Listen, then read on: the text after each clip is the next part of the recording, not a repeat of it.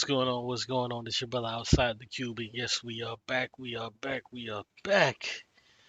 You see the title. When capitalism fails, it just refunds itself. It just re-ups. And I want to talk about this topic, specifically dealing with um, the Argentinian president Javier Milei. So Javier Milei was on the stage with Elon Musk. He was offering austerity, uh, essentially destroying Argentina, bringing in extreme capitalism to the people of Argentina. And they were saying, oh man, look how great Argentina is doing. Look how great Argentina is doing.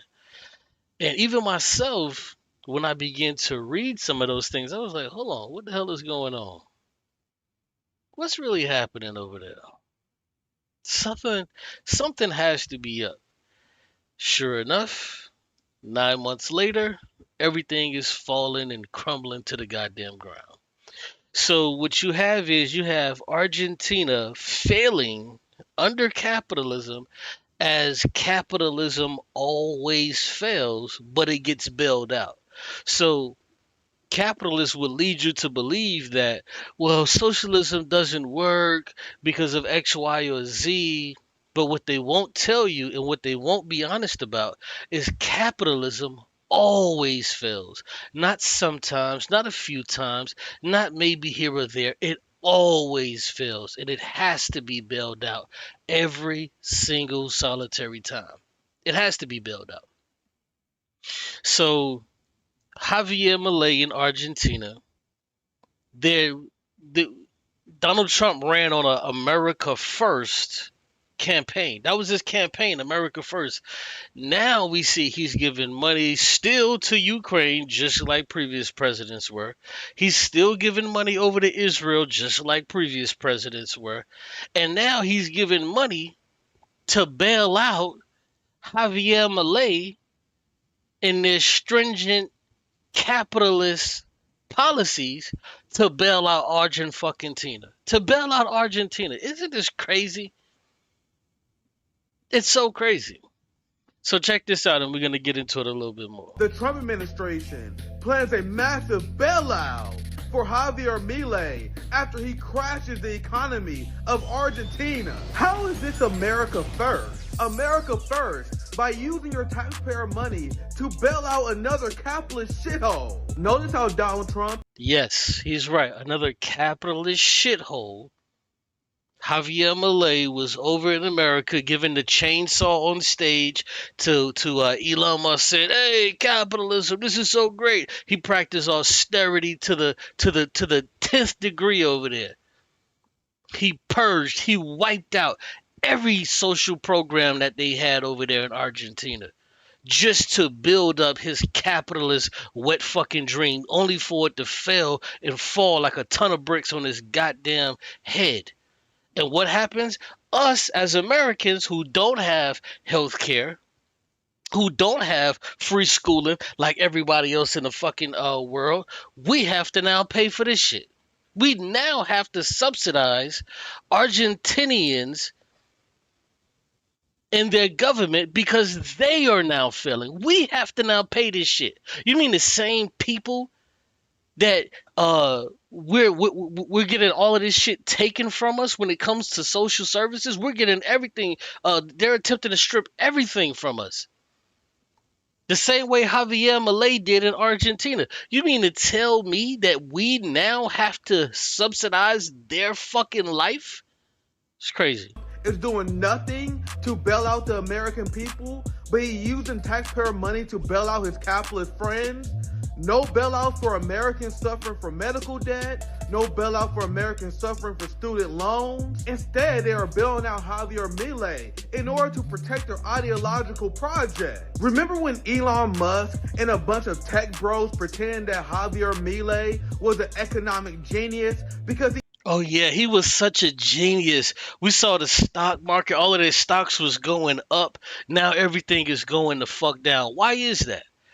Capitalism, of course. because capitalism always fails and it has to bail itself out every single time.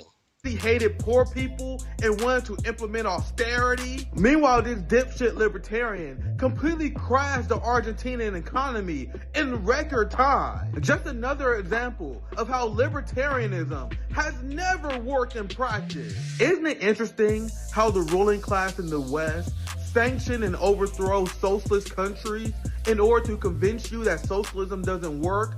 Meanwhile, they have to bail out and prop up capitalist countries. Exactly. Exactly. They'll tell you that socialism doesn't work. In the moment that socialism falters, then they say, look, look, look, look, look, look, look, look. Socialism doesn't work. Communism doesn't work. But meanwhile, they continuously bail out their capitalist friends. Like, always. This is how it happens. In order to prove to you that capitalism works. Too easy. Too easy. Now check this out. This is what's so funny about it to me. This is what's so funny about it to me, right? So check this out. Let me read this. This is from Arnaud Bertrand.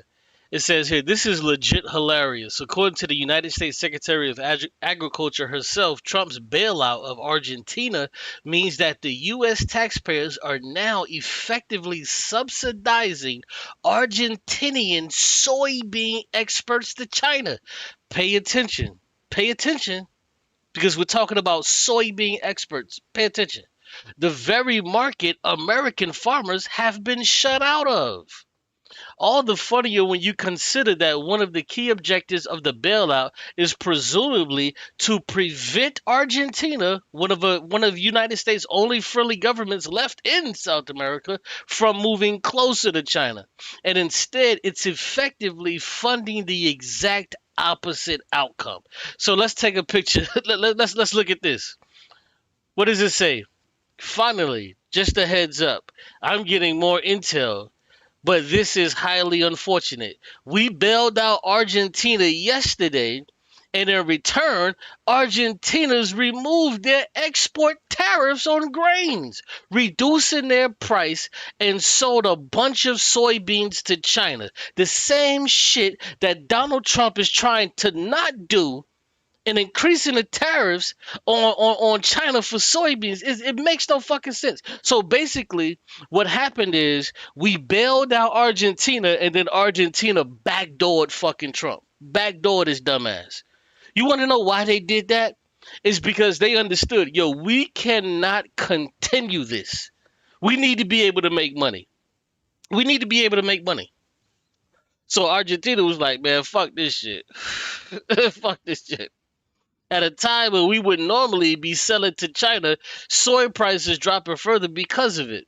This gives China more leverage on us.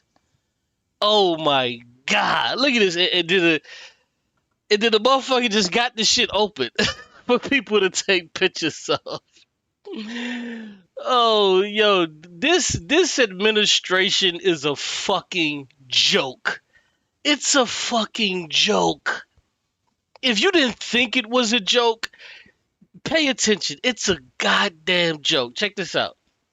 Check this out. Hold on. Let me move this up. This shit is a joke. Hold on. Let me move this over. Okay. President Trump on Wednesday said he planned to use money brought in from tariffs on imports to provide aid to soybean farmers who have been hurt by a trade dispute. Hurt by a trade dispute with China. So let's set the stage, because this is what happened. So what happened is you had these racist ass motherfucking idiot farmers who voted for Trump. They voted for Trump, and then he fucked up their business. He fucked up their business. And then now what's happening is he's bailing them out with the tariffs that we as American consumers pay on these fucking products. He's bailing them out with that fucking money. The soybean farmers of our country are being hurt because China is for negotiating reasons only, not buying. Why are they not fucking buying? Why?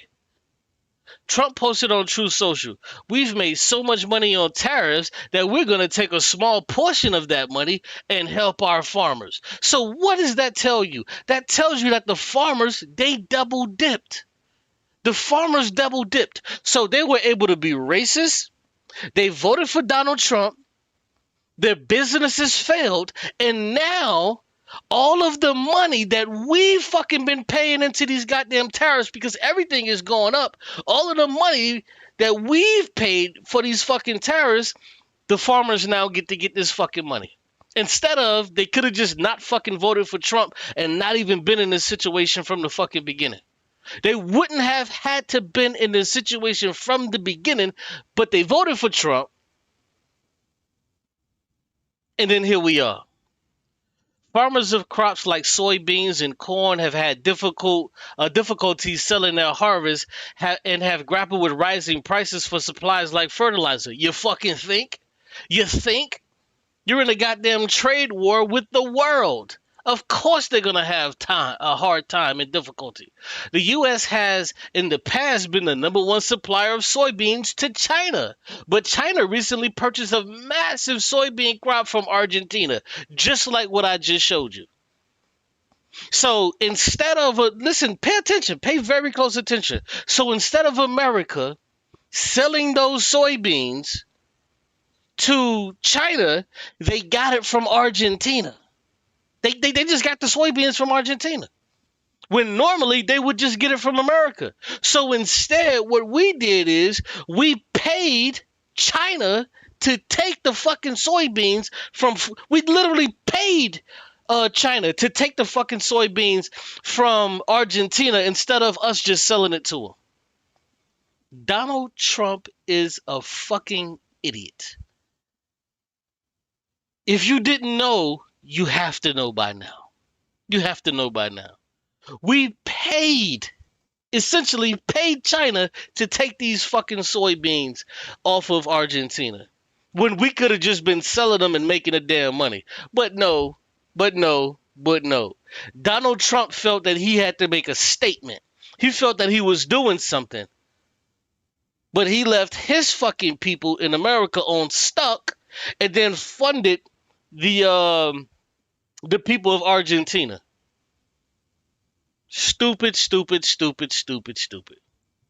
Administration officials for weeks have acknowledged American farmers in particular have been hurt by the president's trade relationship with China, which includes a 55% tariffs on most goods from China and the retaliatory tariffs from Beijing on American goods. The president had previously indicated a bailout could be in works using money from tariffs. Do you understand what the fuck what these monies from tariffs come from? It comes from you and me. This is why everything in the grocery store, everything when you go buy a shirt, when you go buy a pair of pants, whatever the fuck you go buy, this is why everything is a little bit more expensive. This is why. I went to Walmart the other day, right? Real talk. I went to Walmart the other day to get some groceries. This bread that's normally $1, like the baked bread that they'll bake, is normally $1. Now the shit is $1.55. It's $1.55. It's $1.55.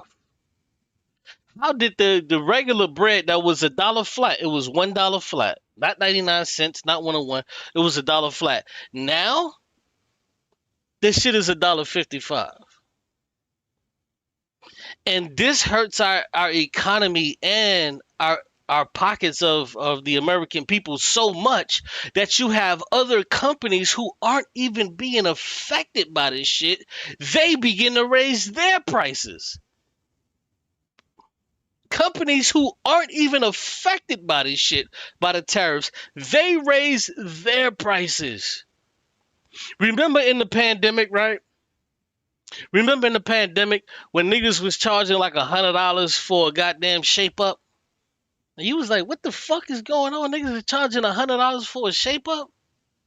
But then the pandemic was over and it was still $100. And then these barbers was trying to fucking justify that shit.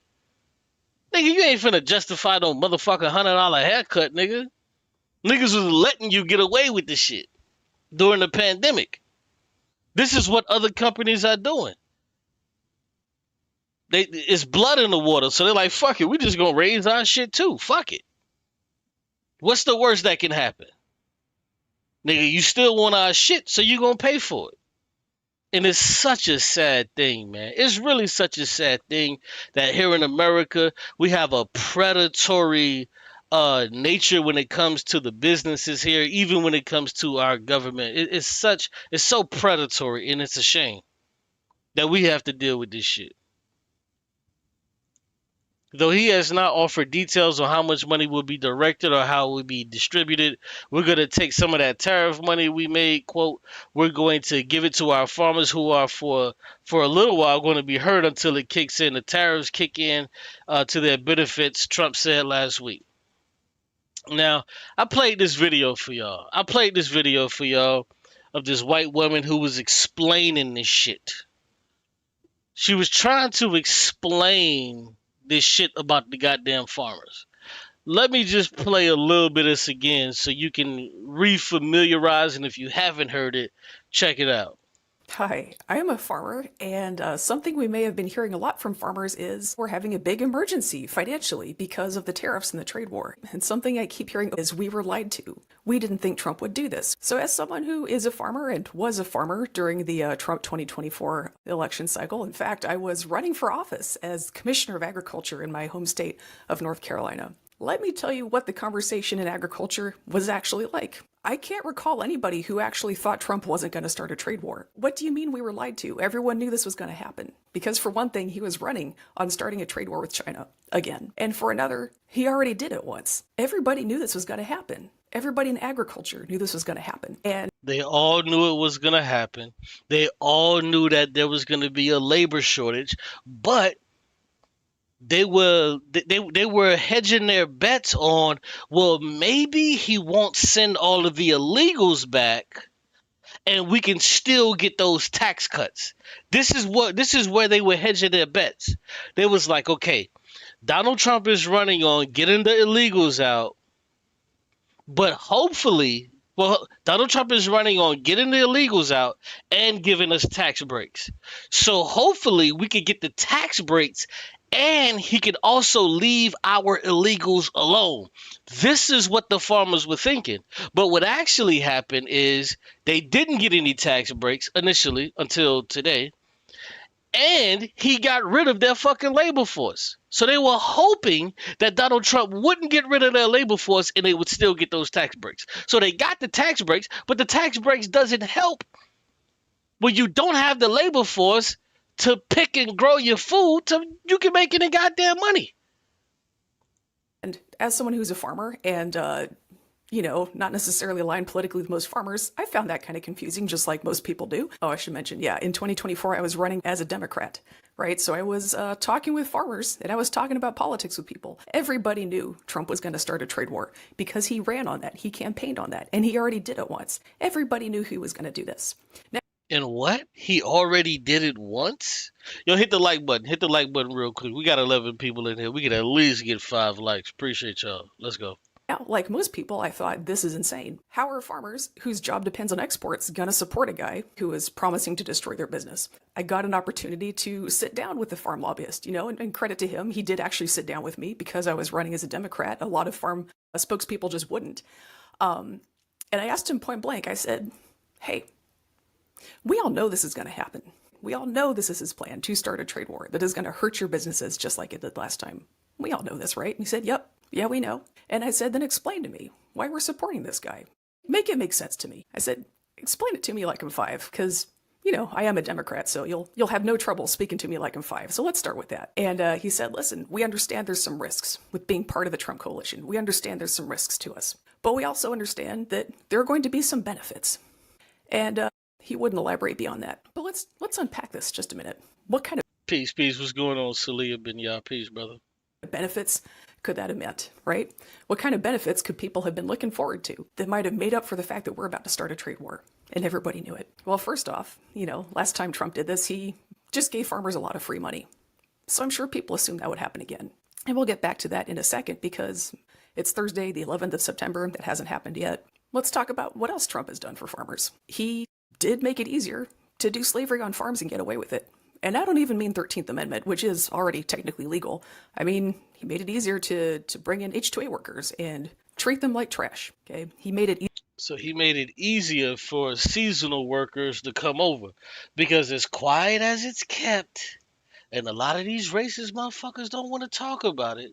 They love their slave class of labor. They love it. They love their slave class of labor. When these white motherfuckers run around telling you, oh, we need to deport these people and deport all of these other motherfuckers, they don't mean from their restaurants. They want to keep their slaves.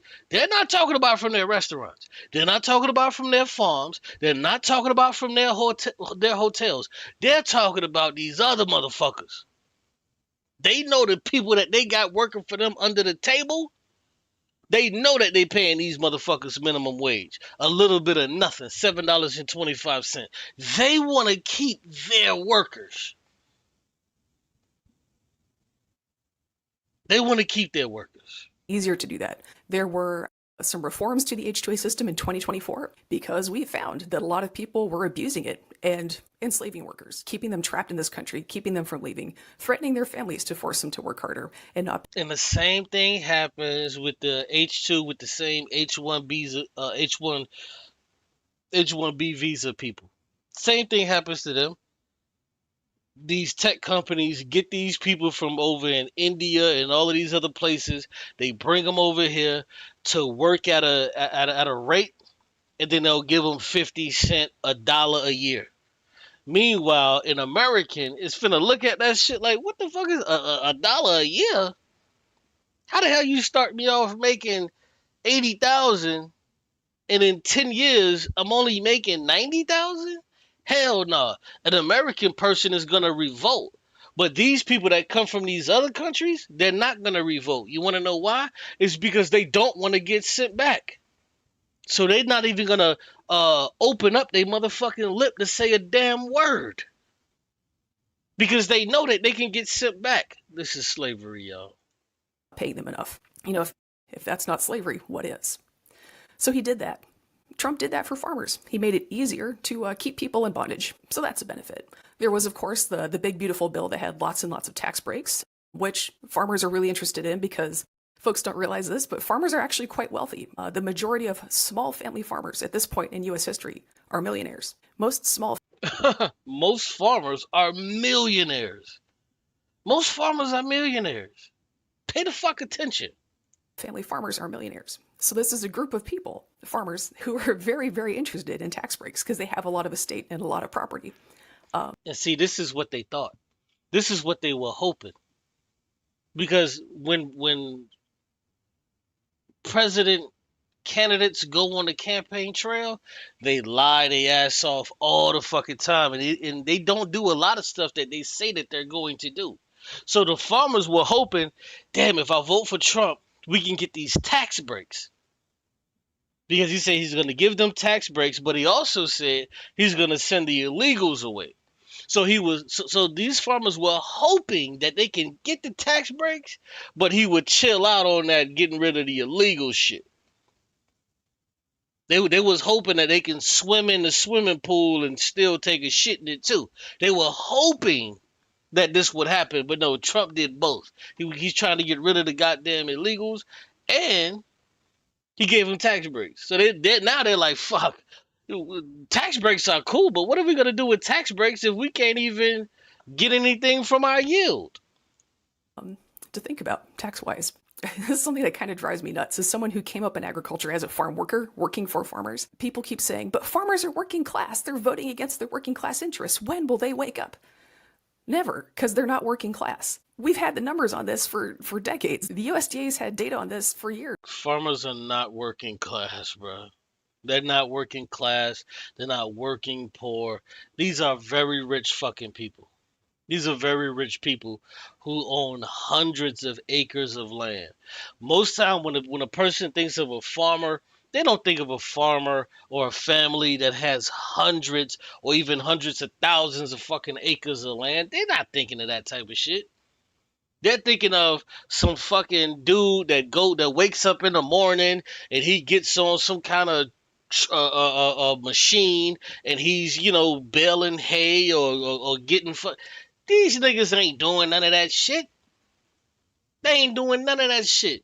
You watch too many goddamn movies. These motherfuckers ain't doing none of that shit. Farmer John, you think this motherfucker's waking up at the goddamn crack of dawn and going out there to do any fucking thing? For fucking what? For who? Farmer John, who owns this fucking huge stable of 50 acres of fucking chickens, you mean to tell me this motherfucker's waking up at the crack of dawn to do what? To do what? This cracker ain't waking up to do a motherfucking thing.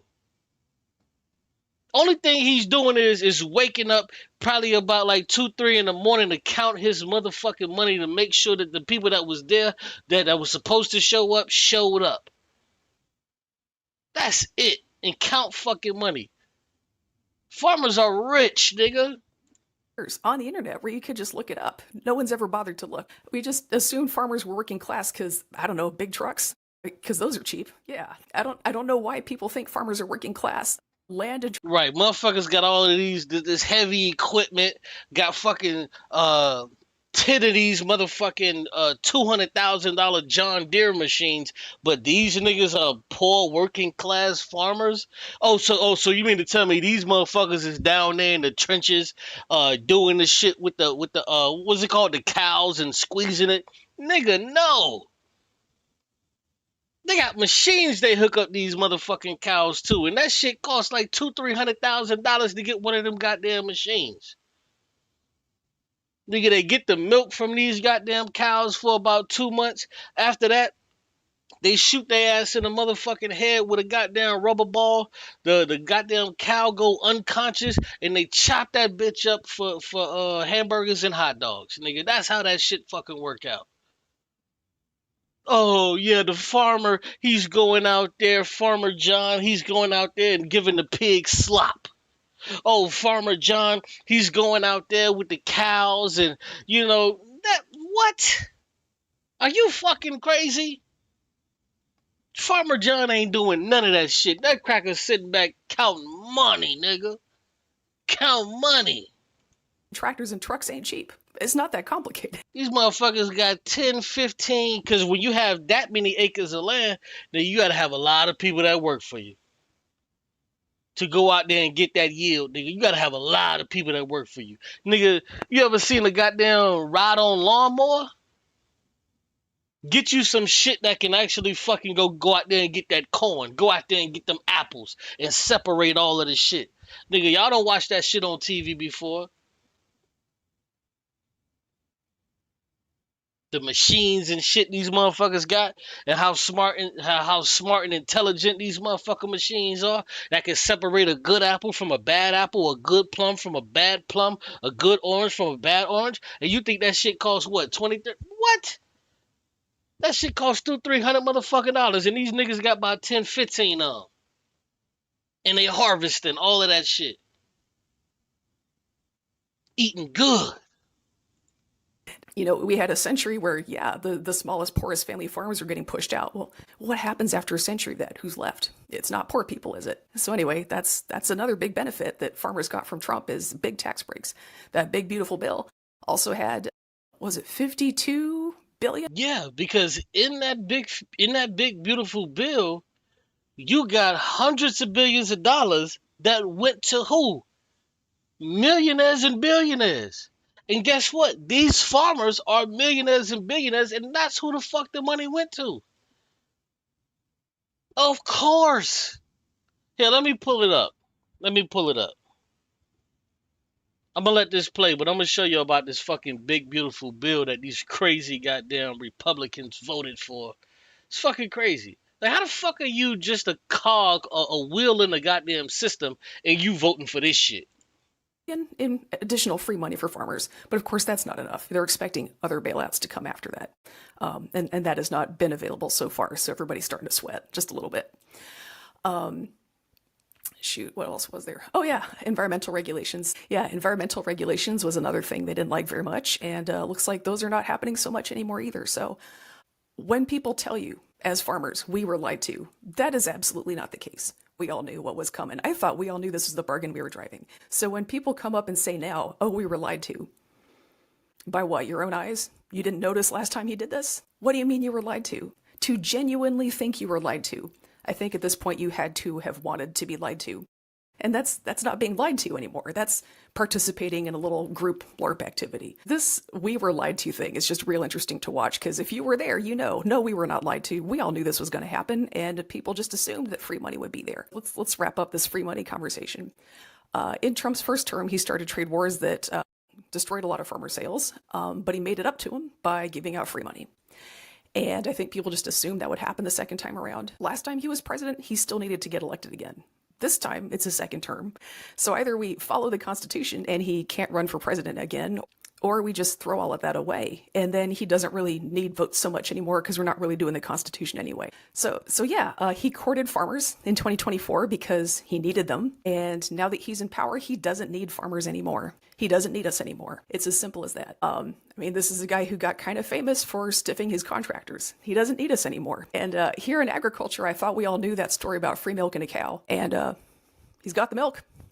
You don't need to buy the cow. If you don't look out, sometimes you get milked. As far as being rescued from this, my opinion is, I grew up in a pretty conservative household, and, I don't hold with everything I was raised with, but we talked a lot about letting people have the dignity of their choice.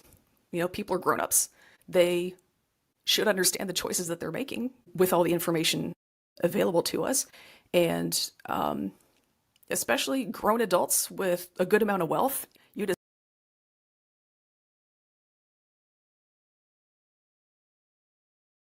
Let's take a look at this real quick. Let's take a look at this real quick. Trump's big ugly law steals from the poor and gives to the rich. Duh. Duh. President Trump's big ugly law kicks more than 15 million people off their health insurance, makes the largest cuts to nutrition assistance in history, and makes higher education less affordable. Why? To pay for tax cuts that overwhelmingly benefit the ultra rich. So this is a nonpartisan analysis. From the Congressional Budget Office, the CBO and Joint Commission on Taxation, the JCT, shows that the bill worsens inequality. It makes it worse. But, when we start talking about inequality, we got niggas in my motherfucking chat coming in this bitch trying to make it seem like they got it all figured out, and niggas is all rich, and niggas is we're just making bad decisions. Cube, the reason why you're poor is because you made bad fucking decisions. It has nothing to fuck to do with policies and shit that are passed in this country. Nigga, you're just poor. And you know what? Cube, you're overweight. So maybe if you lose some weight, maybe you could be a skinny poor nigga. Crazy.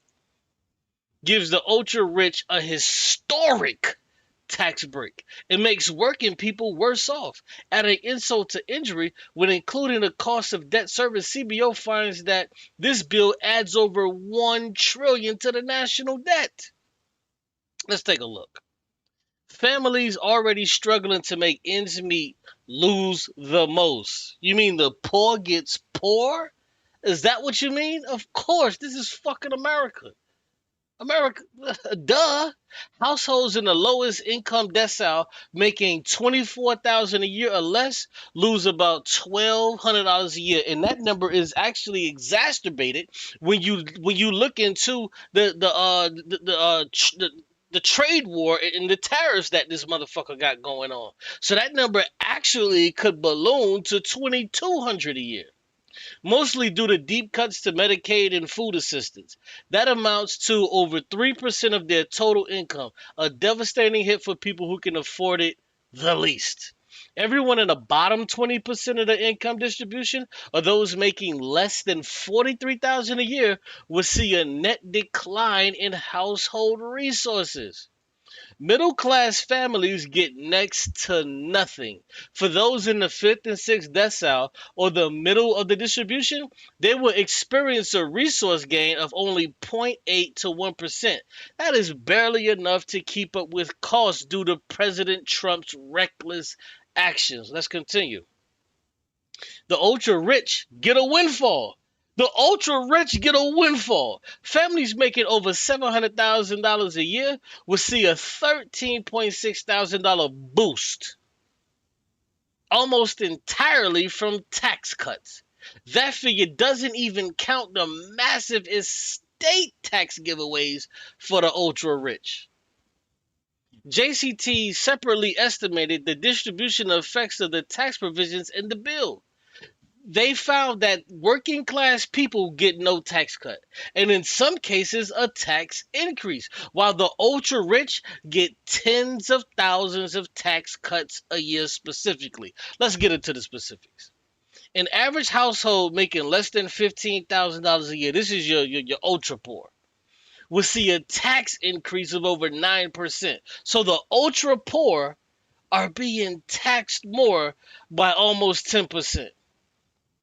By 2033, when this shit runs out, when many temporary provisions in the tax portion of the law expire, this group will experience a 56% tax increase, while people earning $40,000 a year will see an average tax decrease of only $393 motherfucking dollars.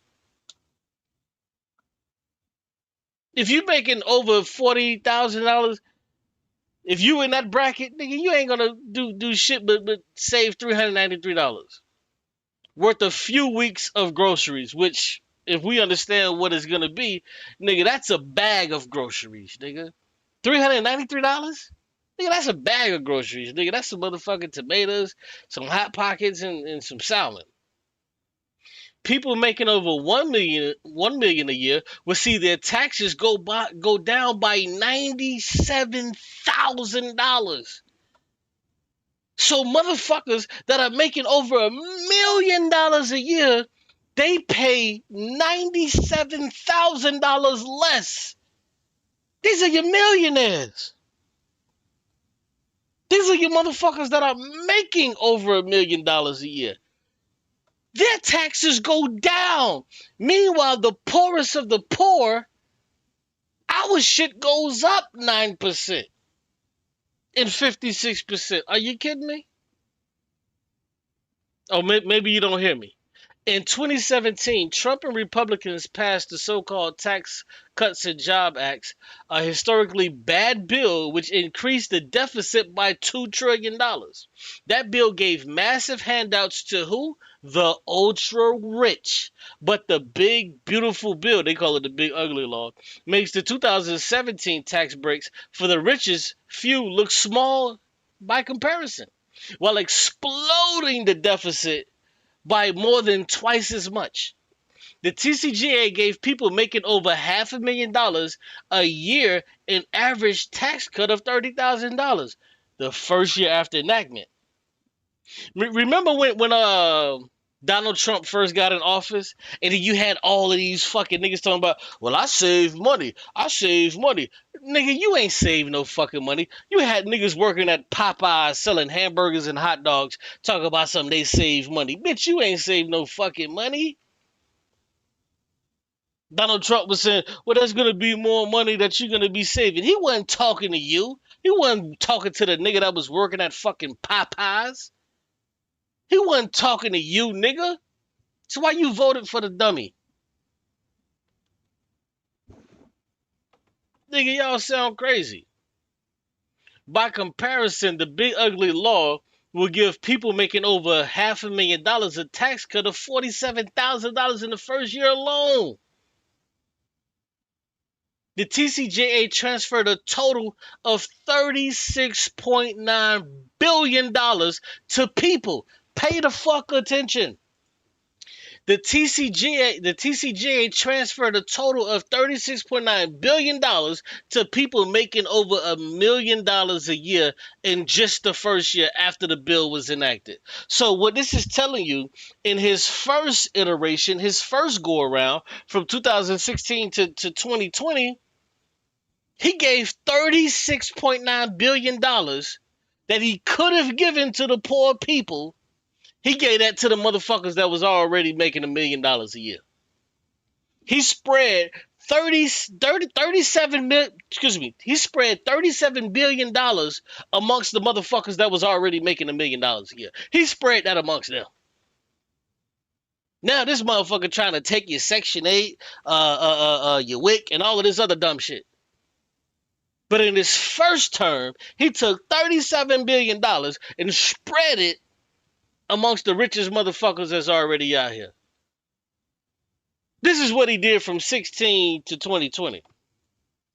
The new bill will more than double that number, giving people making over $1 million a year $114 billion in tax cuts in 2027 alone. So when he did this shit between 16 and 20, he dispersed $37 billion to the millionaires. But with this new shit, the big beautiful bill, fuck $37 billion. That ain't good enough. He tripled that bitch. He's about to give $114 billion in tax cuts to the fucking millionaires. Meanwhile, what he's doing is he's practicing austerity to the poor niggas. He wants to cut your WIC. He wants to cut your food stamps. He wants to cut all of this other shit. Cut this shit so we can give the millionaires and the billionaires more fucking money. Make this make sense. Hit the like button if you rocking. While the TCJA worsened inequality, yes, it worsened inequality. Because the people that should have gotten that money is the poor people should have gotten that $37 billion. And with this new so-called big beautiful bill, the poor people should have gotten that $114 billion. While the TCJA worsened inequality, it gave very modest tax cuts, around $20 a year. So when a lot of these coons, these black conservatives was talking about, well, I see more money on my check, nigga. No, you didn't. You're lying. You ain't see no goddamn no more money. You're lying. You were just trying to kiss the boot or D-Rod, nigga. Stop. It gave a very modest tax cut, around $20 a year to the lowest income earners. The big ugly law will ask the lowest earners to pay higher taxes every year. So the poorest people in this fucking country, he's asking us to pay more taxes, and the richest of us, they have to pay less taxes. What the fuck? The poorest of us have to pay more in taxes, but the richest of us in this country have to pay less in taxes, to the tune of $114 fucking billion. Make this shit make sense. Make it make sense, yo.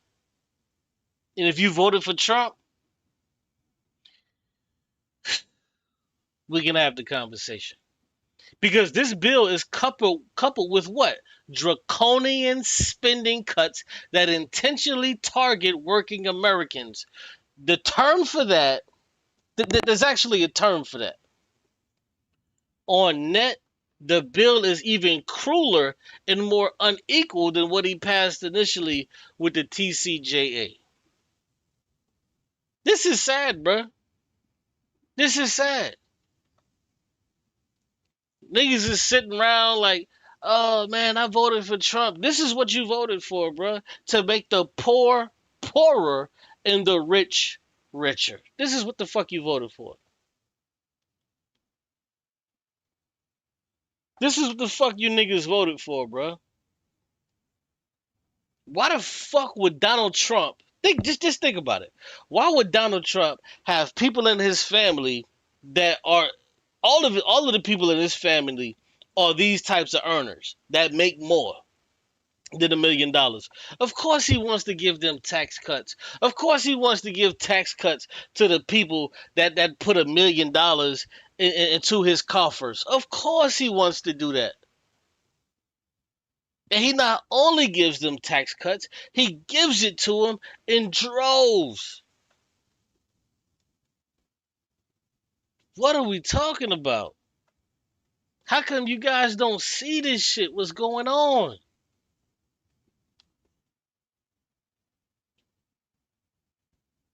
This is why, like, no disrespect, but this is why I see niggas sitting back talking about some Israelite bullshit or some Christian bullshit. I look at that shit now, I'm just appalled.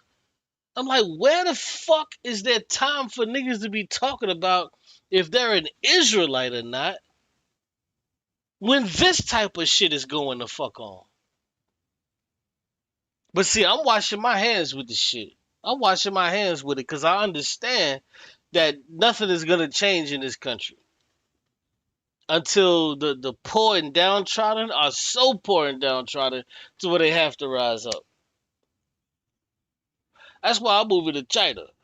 I'm not finna play with you niggas. I'm not finna play with you niggas. I'm getting the fuck out of this hellhole. This is, bro, America's a third world country. It's a shithole. Look at what's going on. I'm getting out of this country, bro. Why the fuck would I sit back, lay around, and be subject to this type of nonsense? Why? Think I don't make a fucking $1 million a year.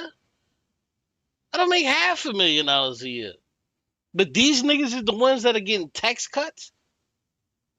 The motherfuckers that are on vacation fucking 10, 11 times a goddamn year, these are the motherfuckers you're giving tax cuts to so they can buy another yacht, buy another boat, go on another vacation and chill and kick it.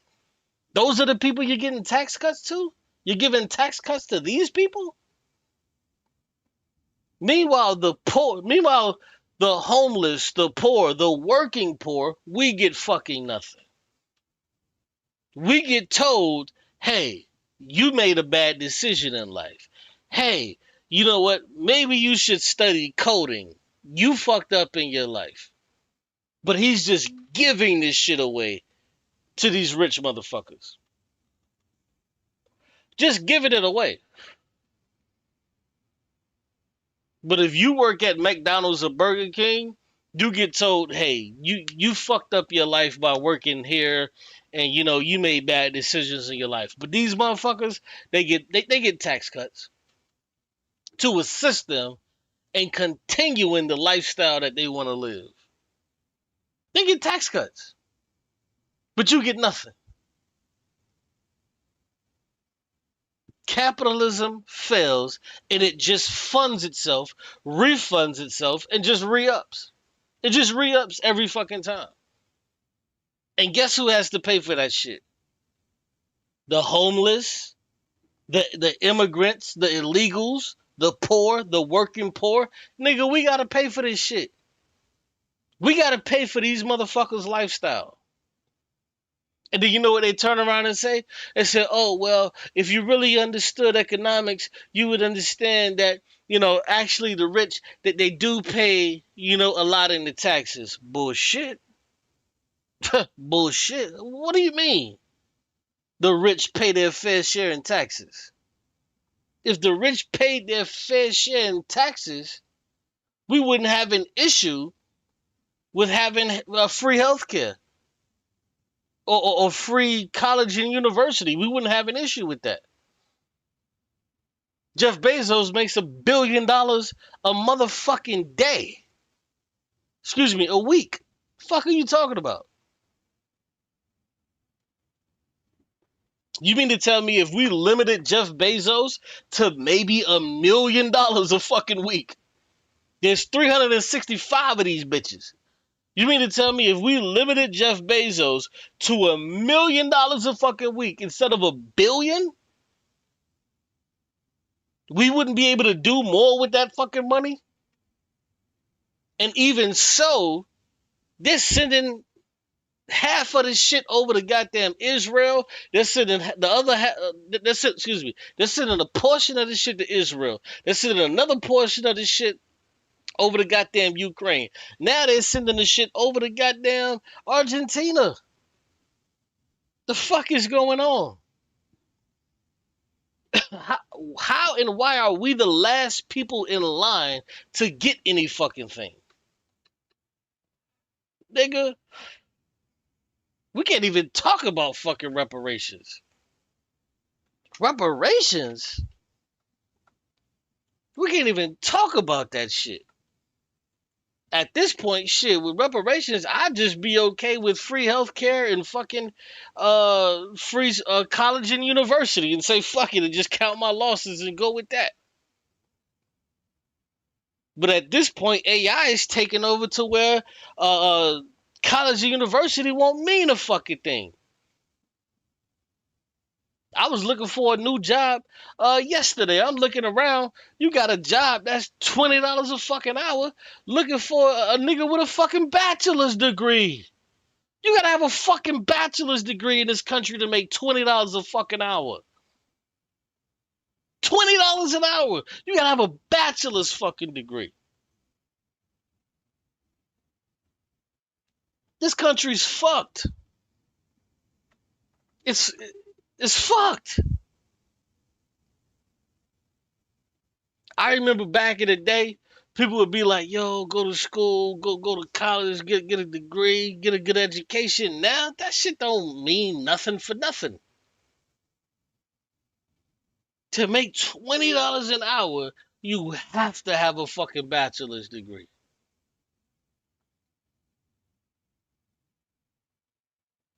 The scale has fallen on our fucking heads like a fucking ton of bricks. I can't wait till we get to the point to where people stop telling me this bullshit about, oh well, you made a bad decision in your life. When you opened up your fucking stupid eyes and look around and everybody's poor, then you're gonna realize, did I still make a bad decision just because I'm working at McDonald's or I got my little food truck selling hamburgers and fucking hot dogs? Did I still make the poor decision because I make more than you and you some kind of bullshit lawyer? Niggas is too broke to even fucking break the goddamn law. It ain't nothing to steal. So who the fuck are you representing? Shit is getting that bad, y'all. It's just getting that bad. It's getting that goddamn bad to where it's getting to the point to where shit, nigga, who are you stealing from? To go sell it to who? It's getting that bad. Yo, hit the like button, y'all. It's getting that goddamn bad. Let's take a look. All right, y'all. So we are officially now in a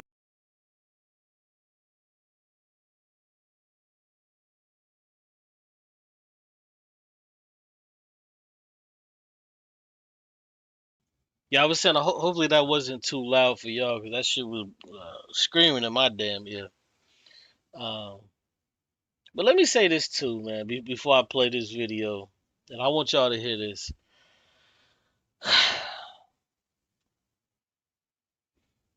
We as workers, bro, we have to come together, bro, and make a change. We just have to. A lot of these people that you may watch, and I see it too often, we have our bullshit uh, liberals, we have our bullshit centrists, and it's the time is gonna come to where the bullshit liberals and the centrists, to when they're taken down a peg or two, it's not affecting them now. It's not affecting white liberals now, but it's starting to slowly affect white people. But we have to come the fuck together to change this shit, bro.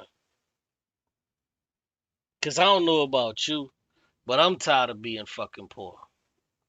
And oh, let me guess, out of the 14 niggas that's in here, you niggas ain't poor. It's just, I just so happen to get the 14 niggas that are just the richest niggas. Stop. Miss me with that shit. The average person in America is living paycheck to fucking paycheck. Miss me with the bullshit. I know. I struggle. We all struggle. I'm a single parent, nigga. When your kid asks you for this or asks you for that, nigga, a lot of times you ain't fucking got it. And sometimes you got to go out and get it. You know, you'll have to do this and do that to go and get it. But a lot of times you'll go and try to get it and make do with what you got. I understand that. But I'm tired of living like that. But so many of us, you know, we placate to the Instagram life, to where everything is going okay and everything is fine. Nigga, everything is not okay, bro. The numbers tell me that everything is not okay. Now, I will tell you this though. Before the pandemic, nigga, I'm gonna keep it a buck with y'all. I ain't even finna lie. And this is real motherfucking spill. I would never lie to y'all. Before the pandemic, niggas know me. I used to work at Domino's Pizza. G shit. I ain't even finna lie to y'all. This is real fucking talk. This is real talk. Before the pandemic, I used to work at Domino's Pizza, delivering pizzas. Bro, I was making pretty good money. Believe it or not, I was making pretty fucking good money. But everything just got so fucking expensive during the pandemic. Then after the pandemic, things got more expensive after that. Trump got in office 9 months ago, and now things are even more expensive. So just off that bullshit salary I used to have, I was making decent money. I wouldn't say good, I wouldn't say great, but listen, I was fucking working for Domino's, but I was making decent money to the point to where I could save up like $300-400 a fucking week and be alright. I could be alright. But when the pandemic hit, niggas start getting tight with their money. Shit start getting expensive. Then after the pandemic, shit went up. And then now Donald Trump's in office, shit went up even more. It got to the point that I had to leave that job. I was like, I can't do this shit no more, bro. I can't do it. Cause when I was working at what's the name, I was getting paid off tips. So I was getting at the time I was getting $10 tips, $15 tips, $20 tips. I was good. And I'm gonna keep it a buck with you. I was only working like 6 hours a day. Beautiful schedule. Working like 6 hours a day. 5 days a week. Working 30 hours a week, chilling. After 2 weeks, I could pay all of my fucking bills. And then the next 2 weeks, that was all just money that I would have for myself. That was all just money I could have for myself. I saw that shit go to from that to when the pandemic hit, took me 3 weeks to make that shit. Sometimes it would bleed over into that fourth week. That's when I started biting nails and then like, holy shit, man, I might not even be able to, you know. But I was able to still make the money. Don't get me wrong. I would still be able to do it a lot of times in 3 weeks, make the money to pay my bills or whatever. I was never in trouble of not paying bills. But then I started to see the bills increase. Shit started to increase everywhere. The apartment complex I was living in, a new fucking motherfuckers came in and bought the shit, doubled the fucking rent on that bitch. So I'm like, damn, I was paying this and then and they doubled the fucking rent. I'm just like, God damn. Now shit is looking crazy. So I had to go get me a new job. I got me a new job. But shit is still expensive as fuck now. You know what I'm saying? So I be looking at shit, bro. That's how I know, you know what I'm saying? I'm not the only nigga that's going through this. It's impossible for me to be the only nigga that's going through this shit. A lot of other niggas is going through that shit too. But a lot of other people, they suffer in silence. And I get it. I get it why people suffer in silence. Because, we live in this Instagram era to where everybody don't want to put people in their business, and neither fucking should you. You shouldn't have to put people all in your goddamn business. But one thing that we should do is understand, like, yo, everybody is pretty much struggling, bro. Like, do you make enough money to pay your fucking bills? Nigga, yes. I do. A lot of people do. A lot of us do make enough money to pay our bills. But god damn it, that's it. We don't have uh at the end of the month, we ain't got a fucking extra $1,000 of discretionary income to where we can go do this and do that how we fucking used to do. We ain't got that shit how we used to do, bro. That shit is used the fuck up. What's going on, Shu Amon? What's going on, Heru Amon? What's going on with you Egyptian niggas in here? What's happening? You got Heru Amon, we got Shu Amon. Yeah, but I'm just saying this, man. And I'm not saying this to, you know, try to tell people to, type in the chat and put your story in and be like, well, but no, no, no. So, you got your own story. A lot of people prefer to suffer in silence, and I have no problem with that whatsoever.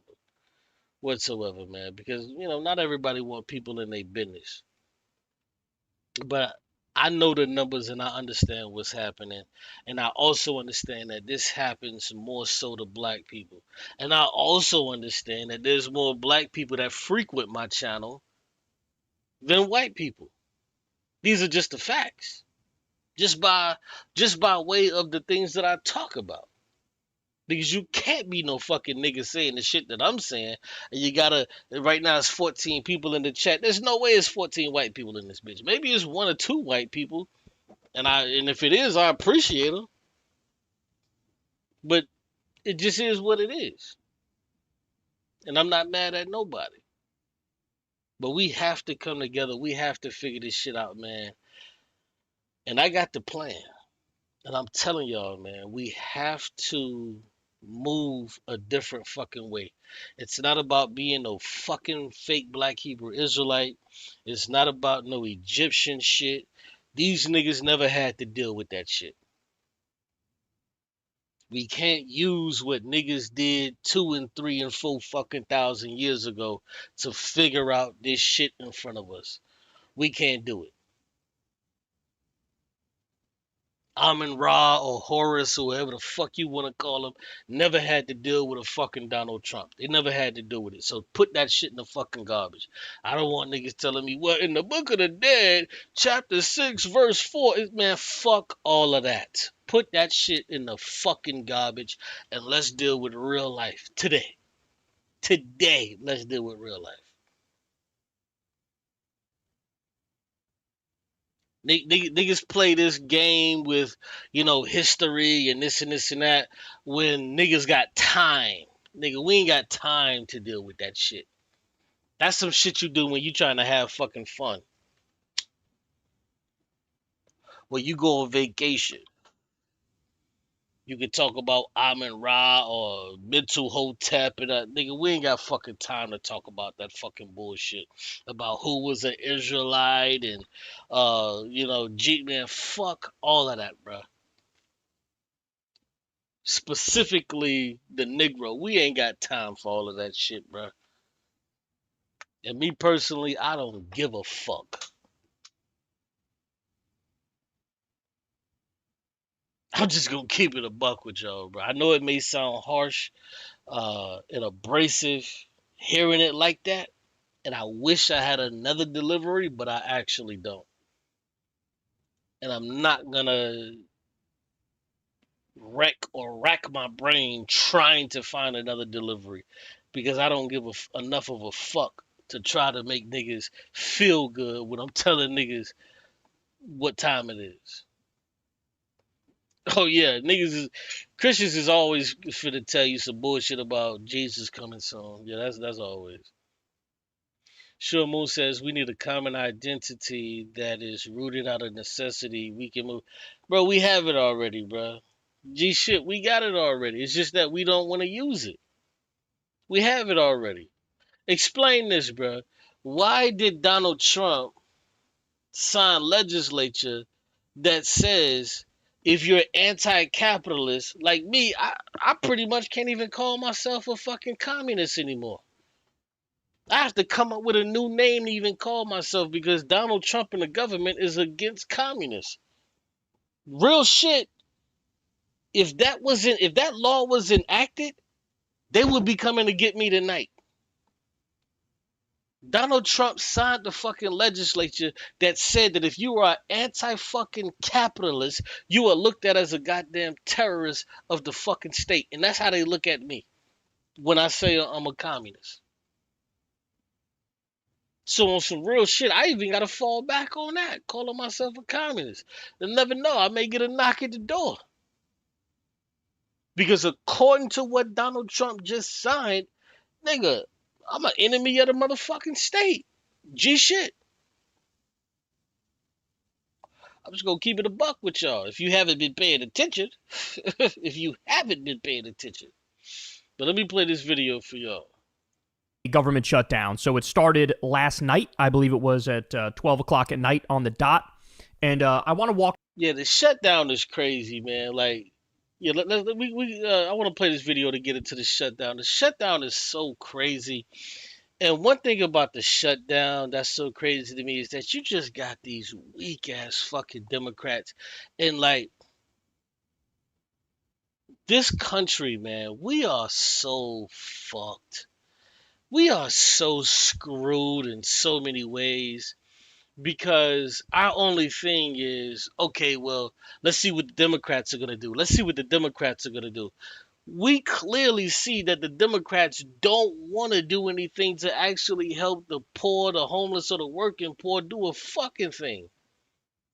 Like, we see this is what it is, but we continuously try to see what the Democrats are doing. How about we get a third party and say, fuck the Democrats?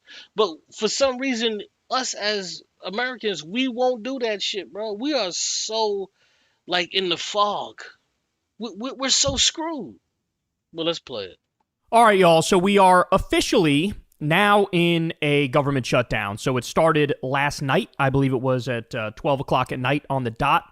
And I want to walk you through what that means here. So let me start with this and just give you the general breakdown of exactly what's happening. So about 750,000 federal workers are going to be furloughed daily.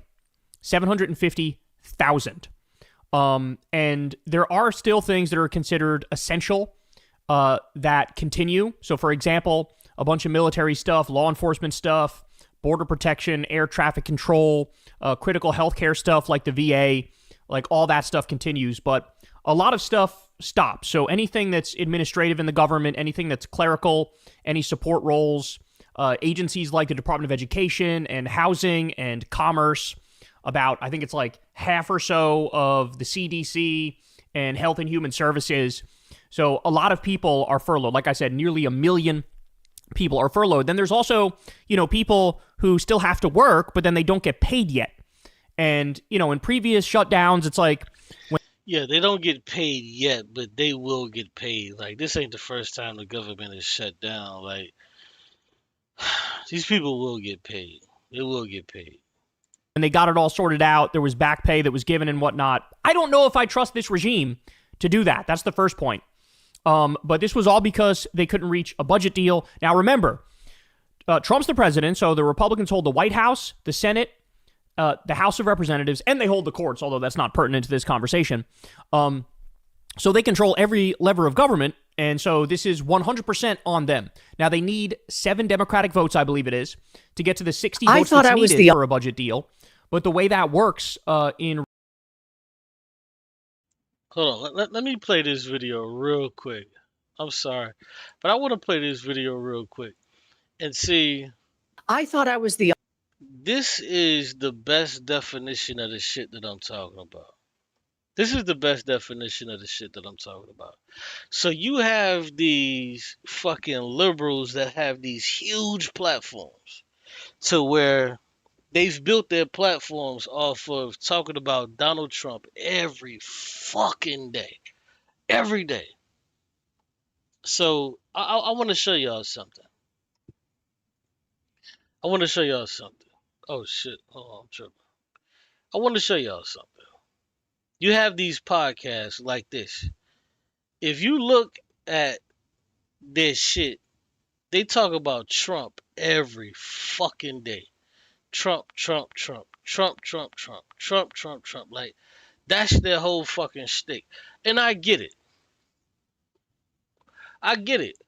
I thought I was the So you've built your channel on talking about Trump to where like this is a haven to where people come to hear you shit on Trump. I get that shit, bro. But these motherfuckers are part of the goddamn problem. These motherfuckers are part of the goddamn problem because they're not pushing a third or fourth party to change shit. They're not pushing any fucking thing. You listen to my Republican friends. I got you listen to these motherfuckers.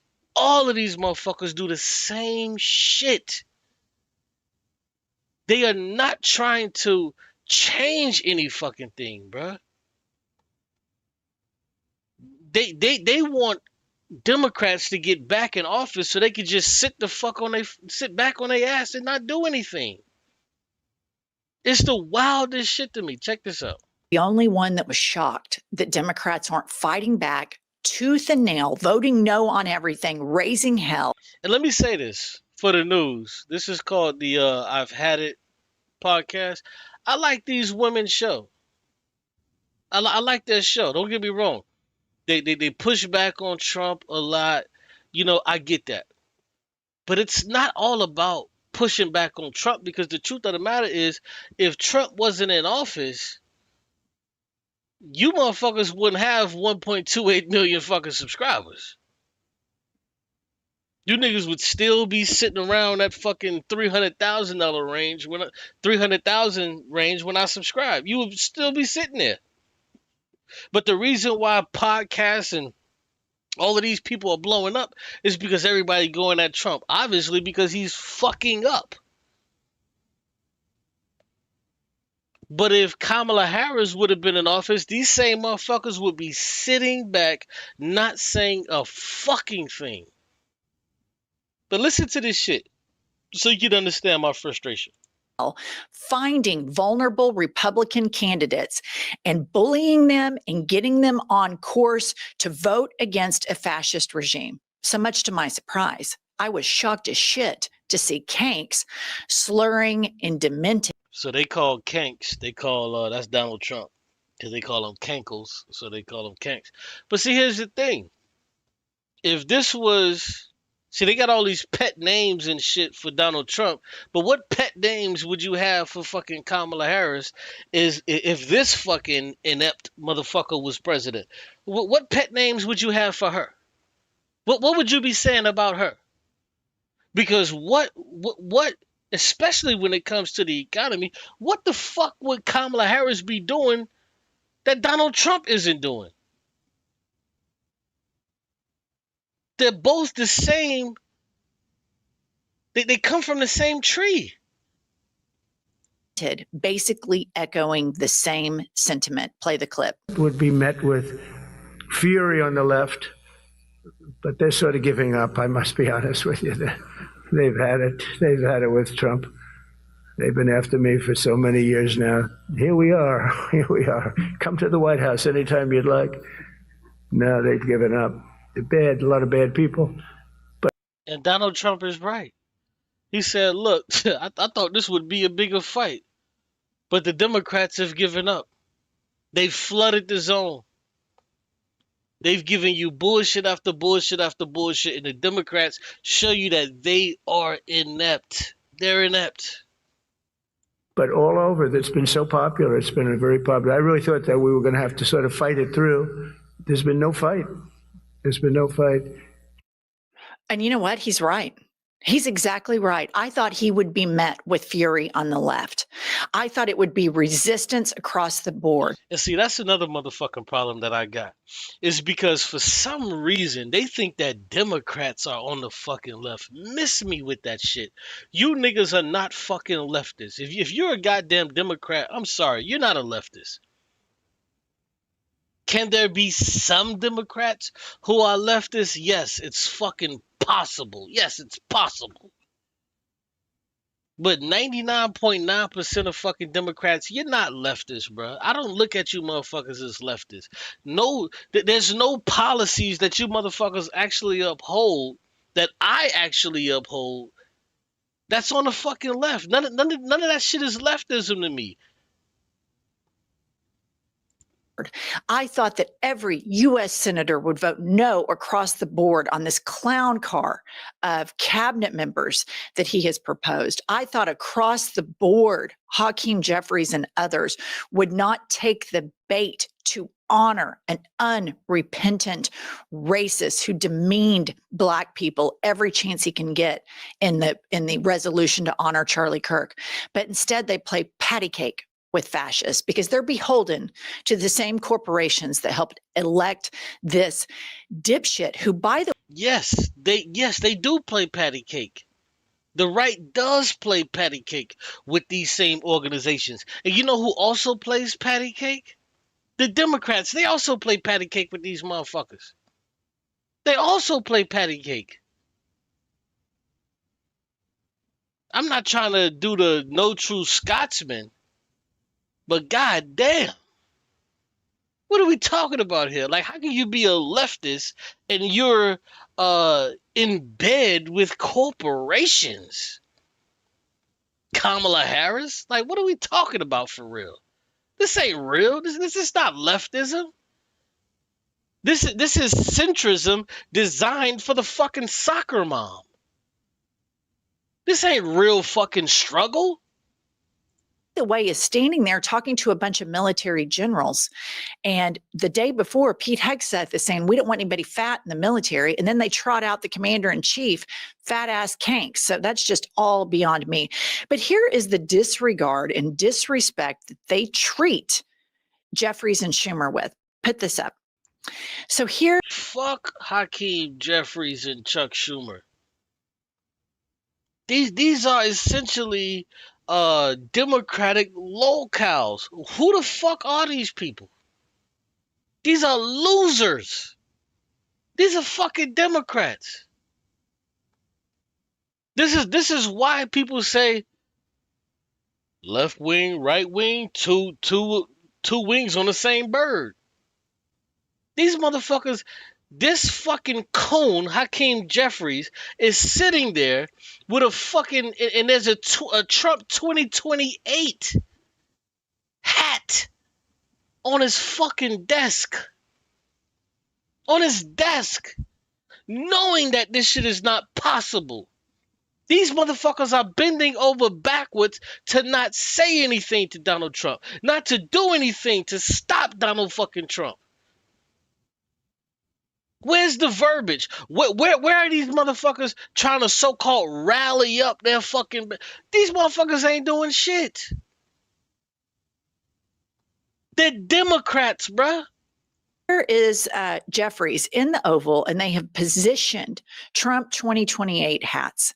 Jeffries should have stood up, said, fuck you, and turned around and walked out immediately. This is, they are normalizing this. They are priming the public. He's not leaving. Look. Okay, so if that's the case, then why the fuck are all of you podcasters and lames still trying to keep us on the fucking Democratic teat? Why the fuck don't you just promote a third party? This is why I don't fuck with white liberals, bruh. See, when motherfuckers be like, when the black conservatives be like, oh, they try to keep me on the black Democratic plantation. Them niggas are cones. Because them niggas ain't doing nothing but trading the Democratic plantation for the Republican plantation. That's what the fuck they're doing when they say that shit. I'm saying fuck both of these parties. Put all of that shit in the goddamn trash. Look at the Marie Antoinette shit in the office. Look at all of the plans that he talks about. Look at how much he's enriched himself. He's robbing the piggy bank. He sees this entire government to service his fragile ego, and he keeps getting assist from people who are playing a different game. They're playing. He's also getting assists from the fucking Democratic Party. This must be understood. It has to be understood. We saw what Kamala Harris was standing on, but all of these motherfuckers was telling you during election time, go vote for Kamala Harris, knowing good and fucking well that she felt the same way that Donald Trump felt about the people in Gaza. Felt the same goddamn way. Felt the same way. And then Kamala Harris, with her smart ass, she wrote a fucking book just to tell you she didn't give a fuck about the people in Gaza.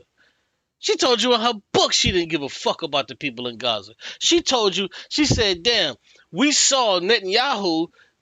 It was no point in meeting with him because he still wanted to kill the fucking Palestinian people. He just wanted to kill them. But you know what her fucking ass did? She still signed off on what? For Netanyahu to get planes, bombs, and all of that shit. The same way that fucking Donald Trump is doing. And then you got this fucking nigga, which I don't want to say nigga, but we got this brother that I do respect, Ta-Nehisi Coates. Well, let me say, I respect him a little bit. This nigga talking some shit about, oh, well, you know, we've never had a black woman as president, so, you know, I had to tell the Palestinian folk here in America that, you know, well, you know, I'm just going to have to vote for the black woman. What the fuck are you talking about, bruh? What the fuck are you talking about? So you're more willing to break down some stupid fucking glass ceiling about a fucking so-called black woman being fucking president more than you are willing to save fucking lives? You're a fucking clown. This is clown shit these people are on. No, I wouldn't give a fuck who it was. You don't vote for the person that's actively engaging, and that's okay with the fucking genocide. You just don't okay that shit. These motherfuckers is like, well, you niggas is just gonna have to understand that tens of thousands of you niggas are gonna have to fucking die because we want to break this fucking so-called barrier. Okay, well, what happens after? Bro, I can't wait till we're done breaking these fucking barriers to where there's all of these firsts.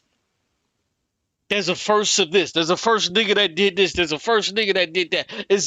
Is that when we're going to get to the point to where we actually realize that people are losing their fucking lives over shit? After we get over this first shit? This nigga said he voted for Kamala Harris knowing good and fucking well she was going to keep on with the goddamn genocide that was going on in Gaza because he wanted to break the fucking glass ceiling. If you don't get the fuck out my face talking to me, nigga, what are you talking about? Because she was a black woman. Well, y'all just gonna have to sit back real quick because I gotta vote for this black woman, huh? Imagine if other people in other countries said that shit to black people. Well, y'all just gonna have to chill because, shit, I know they killing a lot of niggas in Africa, but we want a Palestinian male to go ahead and be president, so you niggas gonna have to keep dying. What? And see, this is what I talk about when I say that white supremacy has bled over into the minds of black people. The shit is bled over. It's bled over to where now we move around in the fucking world as fucking little white supremacists our goddamn self. How the fuck can you fix your goddamn lips to see that there's a damn genocide going on with a fucking group of people to where these people are being killed whole fucking self, and your first thought is, well, we got to get this person in office just because of the color of their skin and half of their fucking heritage. Man, if you don't get your motherfucking ass out my face talking that stupid ass shit, nigga. What are you talking about? We're going to do everything It's in our stupid. power to fuck this country up as much as possible. And we're going to act like every American voted for us. And the Dems somehow are playing like, we're going to try to find agreement where we can. We're going to see where we can have bipartisanship agreement. You're playing two different games. Jeffrey. Yes, they're playing two different games. So the question is to you, why the fuck are you still promoting this party that you want them to do something that they don't want to do? Why are you still promoting this fucking party that is doing something that you don't want them to do? Why is that? Why is it? You know this party is corrupt. You know the fucking Democratic Party is corrupt. We've seen it. We're seeing it happening right now to where these motherfuckers don't even want to acknowledge Zoran Mamdani. They don't even want to fucking acknowledge him, and he won the goddamn primary of fucking New York City. What are you talking about, lady? This is stupidity on every goddamn level. You should have stood up, said, fuck you, turned around, walked out, and then start finding vulnerable people in your house. Hakeem Jeffries is the same cuck. Hakeem Jeffries is the same cuck that won't acknowledge the Democratic primary winner of fucking New York City, the mayoral Democratic primary. He won't even acknowledge him. He won't even back him. He won't even back him. This is why I say, bro, these podcasts and these people, it's all fucking lip service and hot air. These people don't give a fuck, bro. They don't give a fuck. These niggas are making $100,000 a fucking week. They don't give a fuck about regular people that's going through this shit. Nigga, when your shit pop and you start getting sponsors and shit like that, the regular nigga goes out the fucking door. People stop giving a fuck. They're still trying to make money. And they understand that the average idiot in America is a Democrat. So they have to do what? Placate to their fucking audience. Why would they tell their base to go build a fucking third party knowing that their fucking base, that's not what the fuck they want to do? Their base is too fucking lazy to fucking do it. Why would they destroy their fucking audience doing that? I'm willing to do it. Build a third party. House that are centrist Republicans. Organize independent media and let's go. Oh my God, let's get centrist Republicans. Do you know what the fuck a centrist Republican is? A centrist Republican ain't shit but a fucking capitalist on goddamn steroids. What are you talking about, getting a centrist Republican to fight for Democrats? These motherfuckers are waiting for Trump to run again for 2028. They don't want to lose their goddamn seat for this dumb shit. Man, let's go back to this other. Let's go back here. I can't do it. The reality is that you now need to go to those Democrats and say, hey, what can we offer you in order to get a deal through? And Trump's reaction instead was, fuck you. And he literally said, like, go fuck yourself, or something to that. Yeah, he said, go fuck yourself. That was what came out of the White House. Was go fuck yourself. they didn't delineate that if it was Trump or if it was J.D. Vance, but the official word that came out of the White House was go fuck yourself, which is crazy. Effect. We covered it the other day. It's something like go fuck yourself, he said to the Democrats. So it's like, okay, well, then I guess you got to try to figure this out all on your own. And here we are. So there was no deal that was reached. Literally the only thing Democrats are asking for is funding for the Obamacare subsidies, which would keep healthcare prices lower than what they would be otherwise. That's all they're asking for. Oh, look at that. The Democrats are just trying to push for the ACA to be the same. Look at that. Aren't the Democrats doing a lot of work? They want to keep up with the bullshit fucking ACA. They want to keep up with Obamacare. Look at the Democrats. They're really doing a lot of work.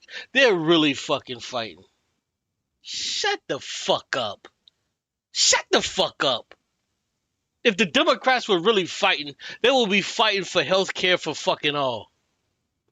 They would be fighting for health care for all. Shut the fuck up.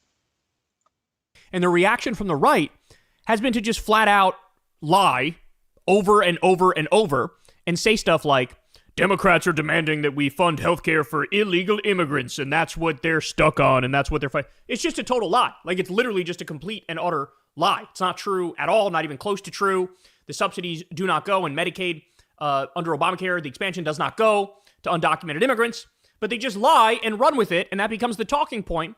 And so you get, half the media landscape just regurgitating this lie, and then you get the other half going, that's not actually true, and here we are. The right bulldozes over the Democrats, and now we're officially in a government shutdown. So what does that mean, though? Because, obviously what should happen here is Chuck Schumer and Hakeem Jeffries, the Democrats, should really take a stand and should really use this moment to highlight how much of a... The Democrats should take a stand. Really?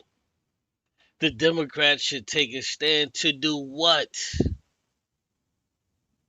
To keep the fucking ACA? That's the hill that they want to fucking die on? The fucking ACA? That's what they want to die on? Bro, this is fucking political theater. This is political theater, bro. This is political theater. Here, check this out. Check this out. Hey there, folks. Hope you're doing well today. Well, it's... Yeah, I be watching this channel. This channel funny as hell. Yeah, let me drop the link so you guys can see this channel. This channel's funny as hell. Excuse me. Y'all should check out this channel and sub to this channel, man. They be making some good videos. It's like it's a whole bunch of people, and they all be having these little avatars. I don't know, it's about like 5 or 6 of these motherfuckers. And they be having these little avatars, and these niggas be talking about shit. But check this out real quick. Been about 9 months since Donald Trump took office, and we're really starting to see some of his policies take effect. Not only that, but we're starting to see some of his supporters severely impacted by those policies. Now, let's not get ahead of our skis. It's not like she's showing any remorse or anything like that, but today we're going to be looking at Squirrel Tribe, someone who's recently rebranded her channel to be ST Talks. And from the sounds of things, her husband recently came down with an infection that involves a very expensive prescription. Now, we wish the best for her husband. We don't want any ill will on anyone. See, this is what leftists believe, is that you don't want people to be harmed by these policies. You want people that if they're infected by something, especially some kind of disease, or if they're hurt by some shit, you want them to be helped. This is how I feel. Especially as a fucking humanist. I truly feel this way. I truly fucking feel this way. But check it out. And we don't want to get too caught up in the medical diagnosis, but instead look to the cost of the prescription, how tariffs might impact that cost, and if Squirrel Talk and her husband actually voted against their interests, if this would be an example of that. Let's dive in and hear just a brief summary from her. So the biopsy results have come back for my husband. Let me give you guys just a little bit of a background on this before we jump into what the fuck is wrong with everything right now. So in the end, So just real quick background. Stupid white woman votes for Donald Trump, and we know what happens. he has is a skin infection that is treatable but can be pretty serious. So again, we wish him only the best. And so this is a great example of the challenges of being self-employed or being a YouTuber when you don't have that insurance coverage. Things can get very expensive very quickly. Well, they didn't prescribe him. They gave him a medicine to try. And when he went to the dermatologist the first time, the lady said, this is what she told him. She said, you need to make sure that you have commercial insurance with really good drug coverage. And he said, well, I don't have commercial insurance. That's normally through your employer. He goes, I'm self-employed, media marketing, because we don't really tell people what we do, right? Media marketing. And she says, well, you're going to be looking at about 20 grand a month if this comes back as bad as it could come back. And I'm like, ma'am, what the hell, right? Like immediately, like why would anything cost 20 grand a month? And it is worth noting that Joe Biden created an affordability policy around prescription drugs and that the IRA capped Part D out. Yeah, it is worth noting that Joe Biden did create something, but what Joe Biden didn't do is Medicare for fucking all, which people need, which is very fucking clear. Out of pocket at $2,000 per year, and also would go in and negotiate specific drug prices. And surprisingly, this is one of the Biden policies that Trump has not rolled back. However, the Trump administration has yet to negotiate the specific prescription that her husband needs. So then, y'all, I now have medication in my hand that he was given to try. Now, the good news is they gave him the starter packs. All right, gave him the starter packs. You guys can see the name on the screen. I don't want to say it because I don't know what YouTube will do because they don't like having certain conversations. So here you go. I immediately look up the cost of said medicine. You know what? Fuck it. Otezla. We're just going to go with it. And what happens, happens. I looked up the cost of Otezla without insurance. And it says you're looking at $5,000 to $6,500 a month without insurance. $5,000 a month without insurance. Why? Why is this shit this fucking expensive, bro? Why is this medicine this fucking expensive? Explain this to me. You go to the UK, you go to Canada, you go to Spain, China, the shit doesn't exist.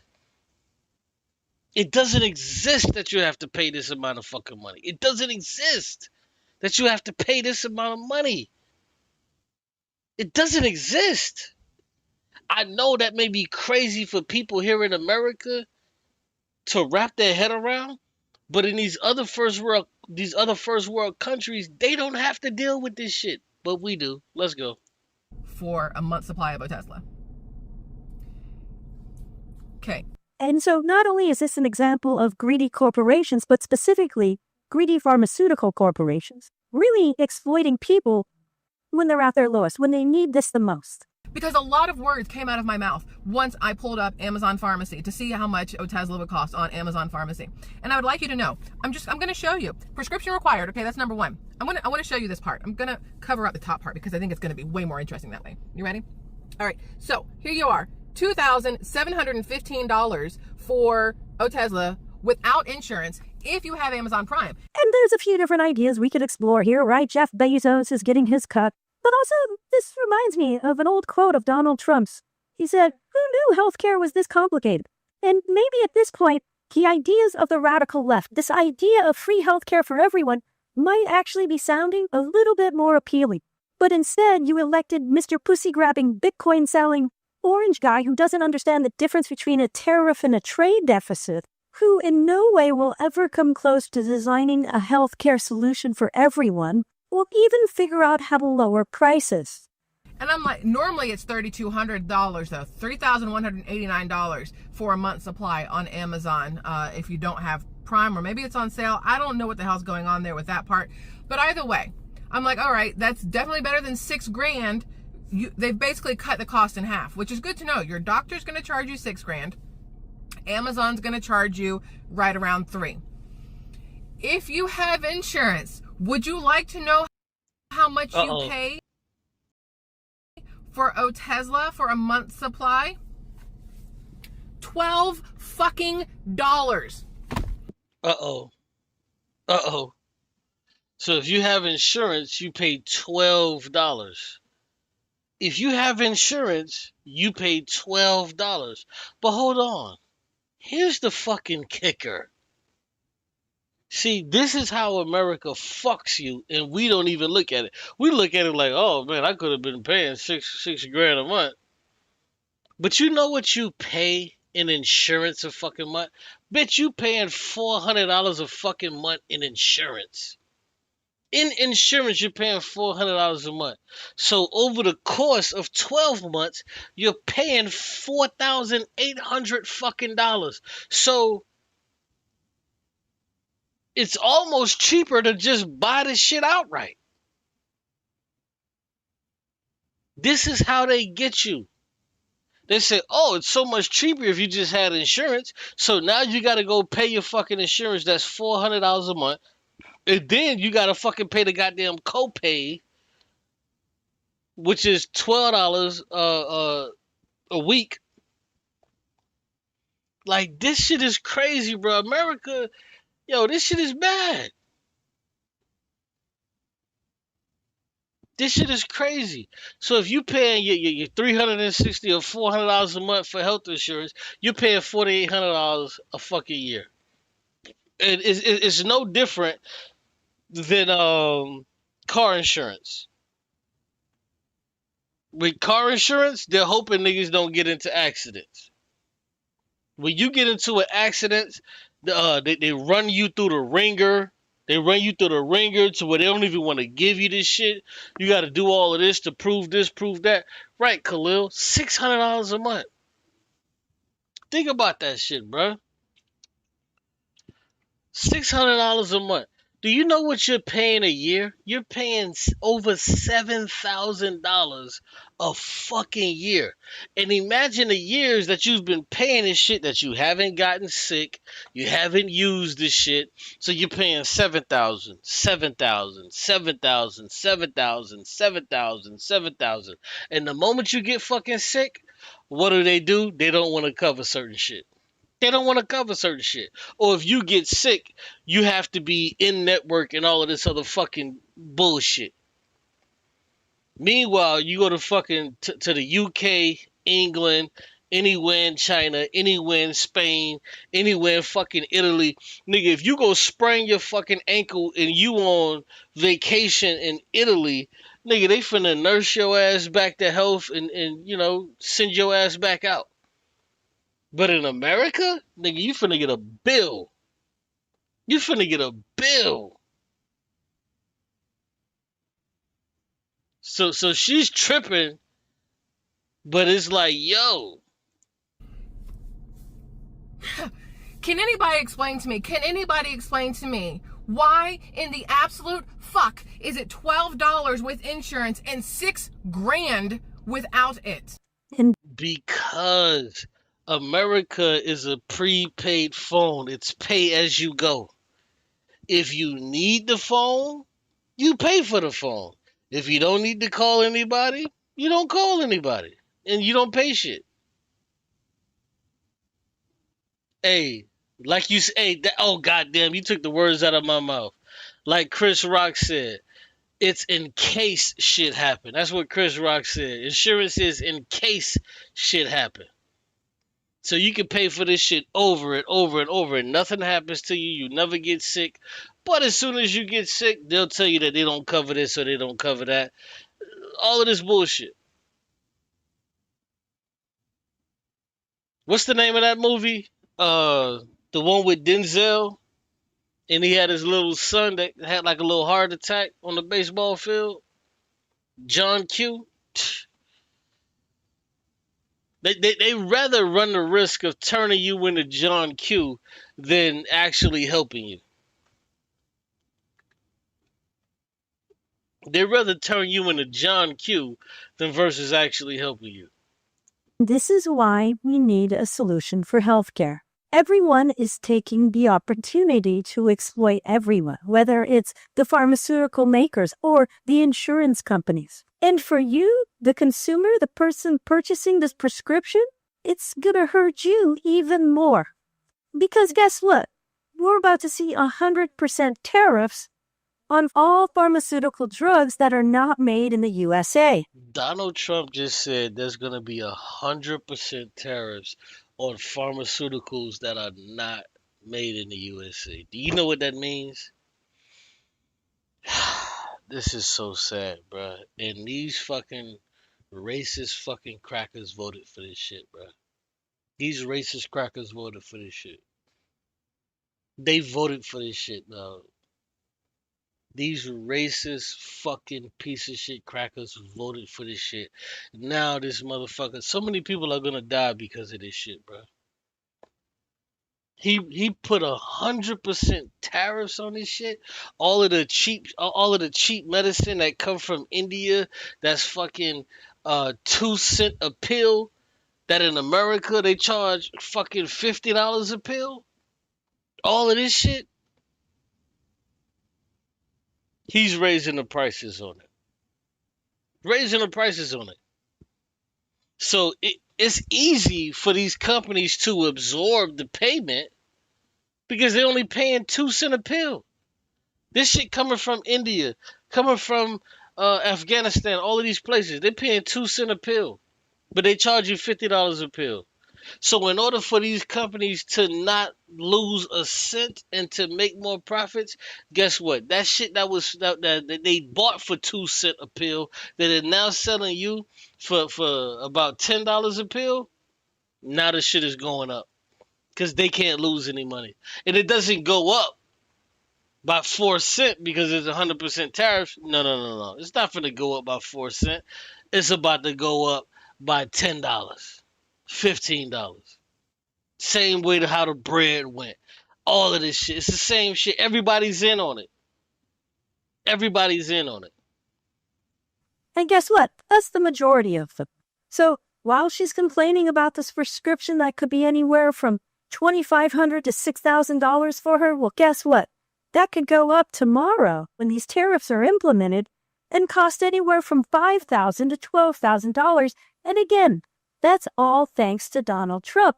So, does she have this moment of clarity? Does she realize, holy shit, this guy I voted for is screwing me and my family over?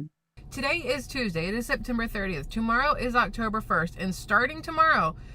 Peace. What's going on, Thendo? Yeah, let's ask that question. Is she gonna say, "Hey, you know what? I voted for Donald Trump"? Is she gonna recognize and say, "God damn it, Donald Trump is a piece of shit. He's the one that's causing all of this shit"? Is she gonna relent? Let's listen.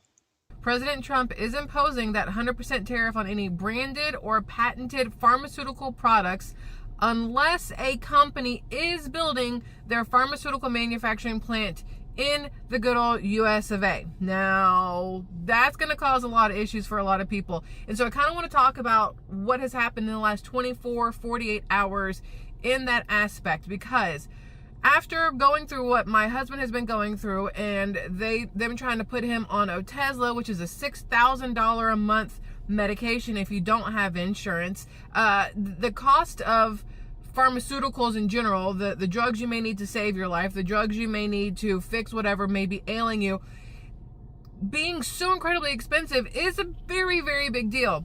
So, of course, you can't speak ill of the dear leader. Now, she does mention in passing that's going to cause a lot of issues for a lot of people. But again, the writing's on the wall. She could see what the future holds. Is she going to be honest with herself? Is she going to actually try to hold herself or even Donald Trump accountable? This is so sad, bro. These people, they see what Donald Trump is doing to their own family members, and they still won't call out Donald Trump. They're still MAGA. They're still MAGA. They will not call out Donald Trump. Their fucking racism doesn't trump their family members' health. They will not call this shit out, bro. They won't call it out. What the fuck is going on? Is Donald Trump making her and her family's life better? What is he doing to make healthcare more affordable? What is he doing to help this family get prescription drugs that they need?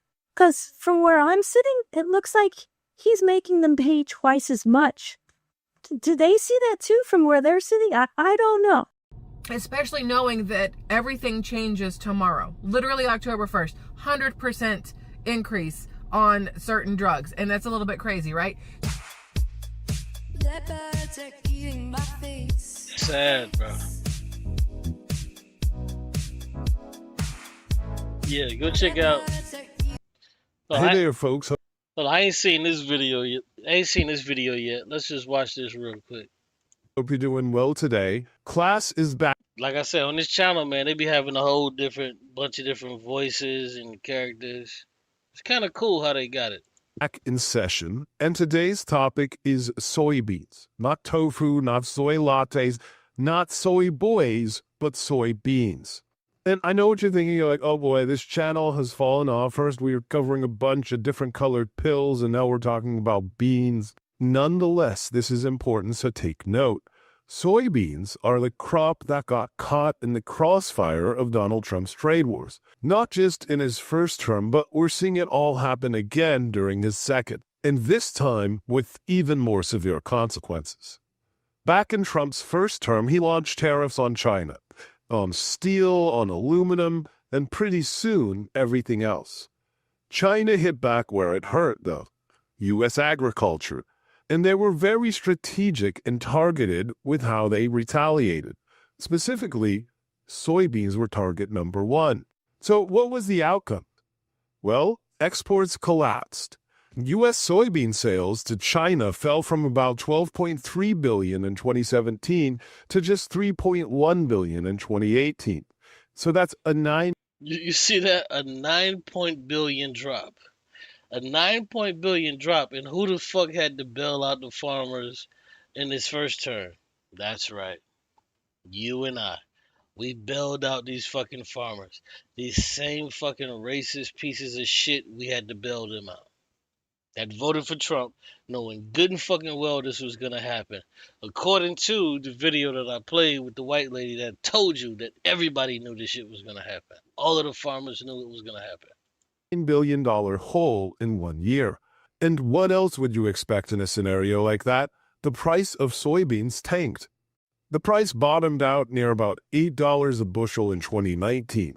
And this is all during a moment when you had just tons and tons of bins filled with unsold beans. This also resulted in a very large loss for American farmers.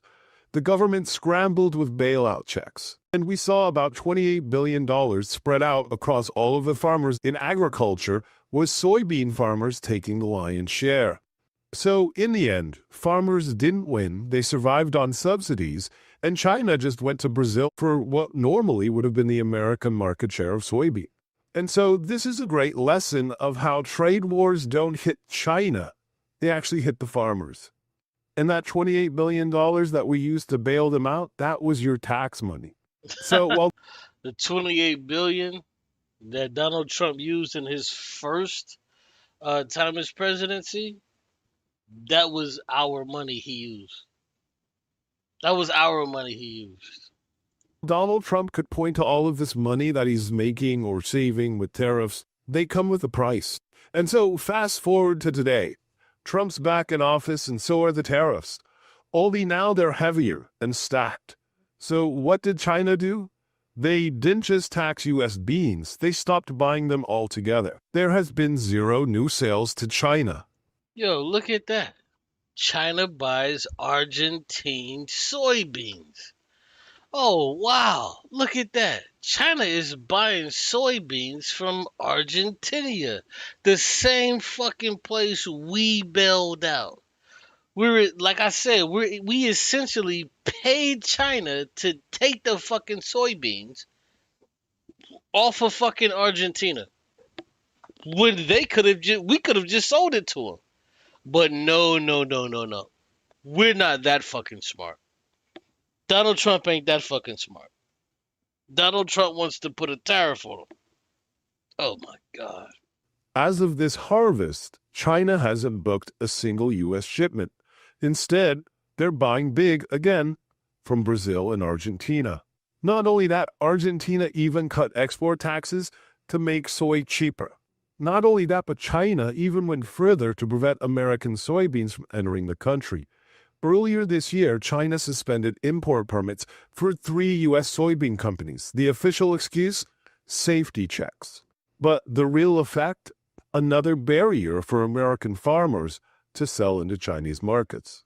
And so we've already seen the USDA already cut U.S. export forecasts, and in the end, there's just too many beans and not enough buyers. Right now, we see the price hovering near $10 a bushel. So right now, Trump is proposing using tariff revenue to bail out the farmers, but that's not even law yet, and that's just more like concepts of a plan. So again, when we start looking more closer at the economic impact, right? In Trump's first term, we saw export losses of $9 billion in the 1 year we looked at, with government bailouts around $28 billion, and again, with prices going down to about $8 a bushel.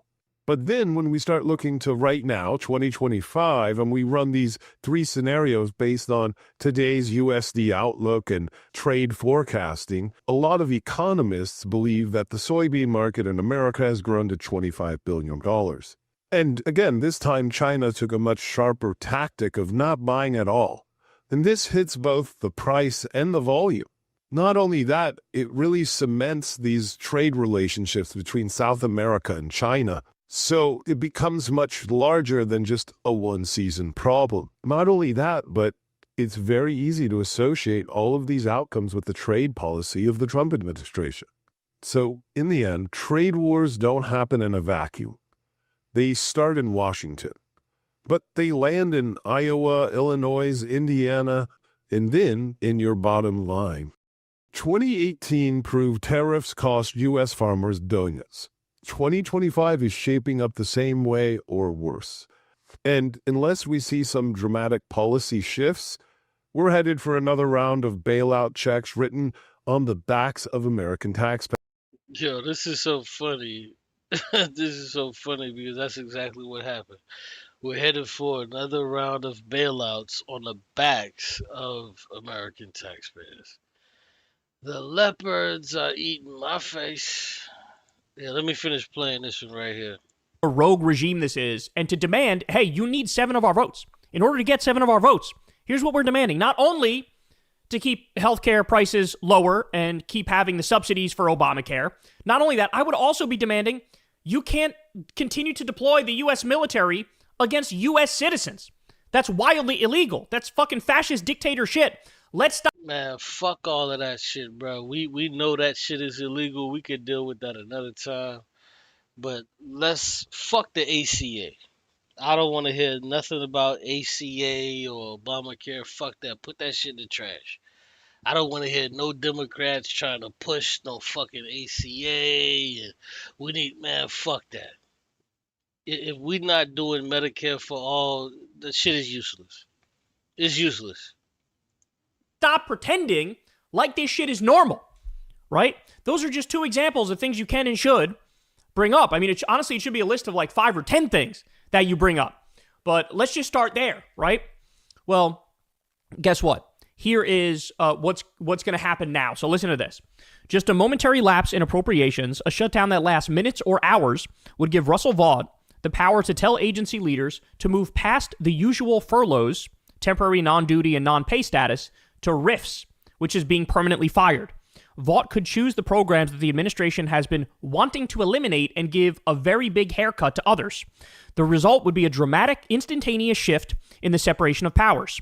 Let me underline this. While the purse is empty, the Office of Management and Budget, led by Russell Vought, who's a Project 2025 author, by the way, would seize the power of the purse from Congress.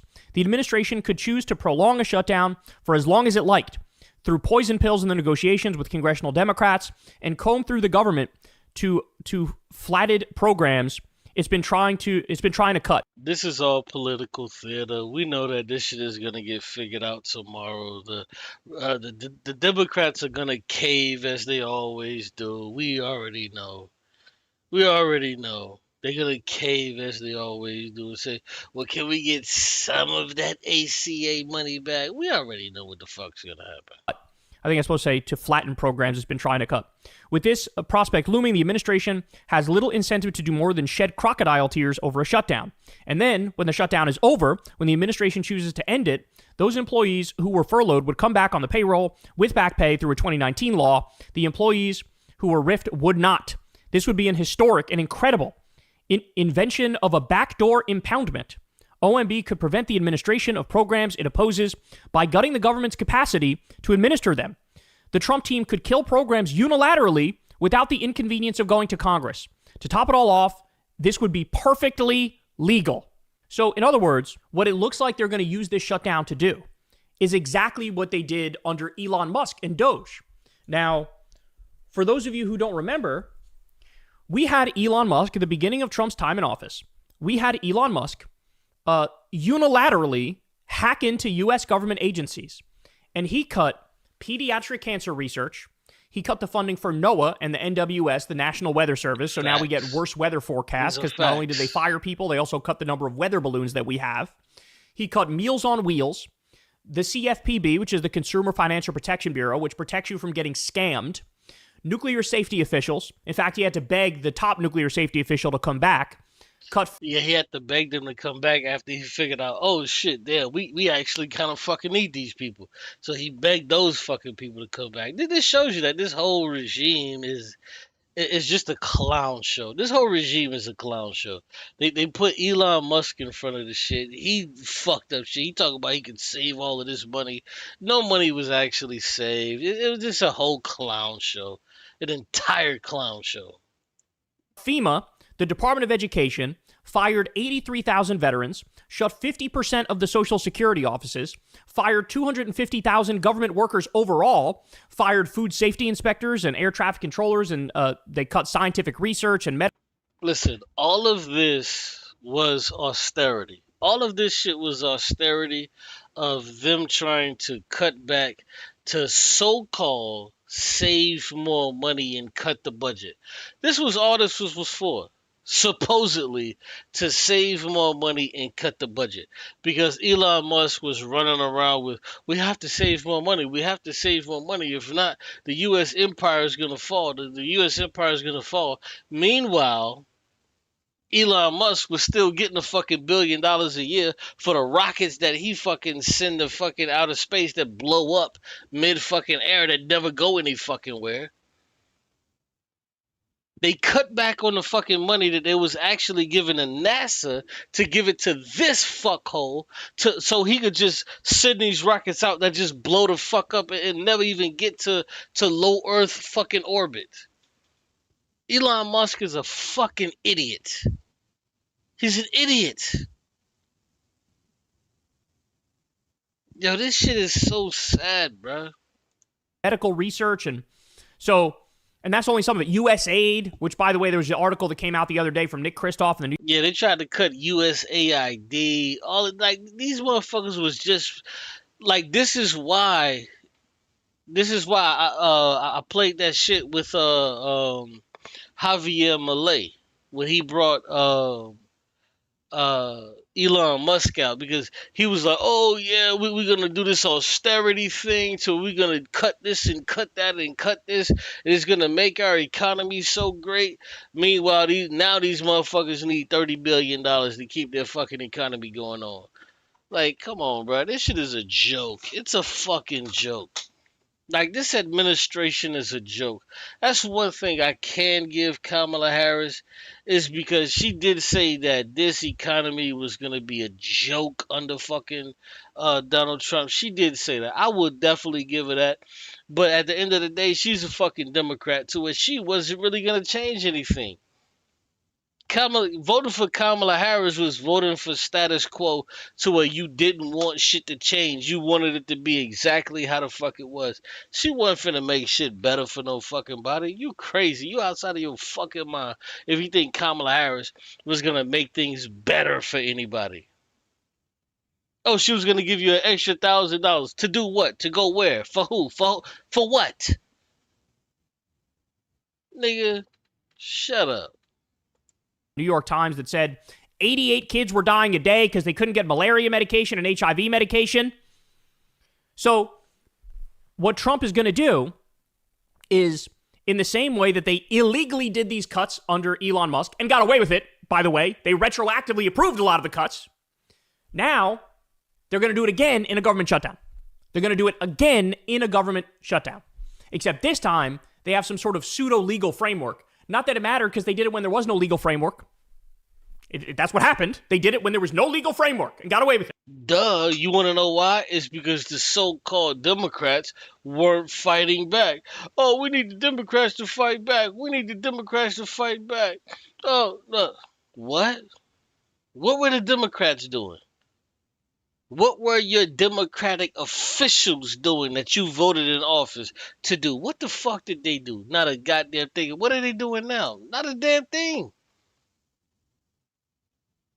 These motherfuckers are literally trying to fight for portions for a few $1 billion to keep the AC fucking A going. Are you kidding me?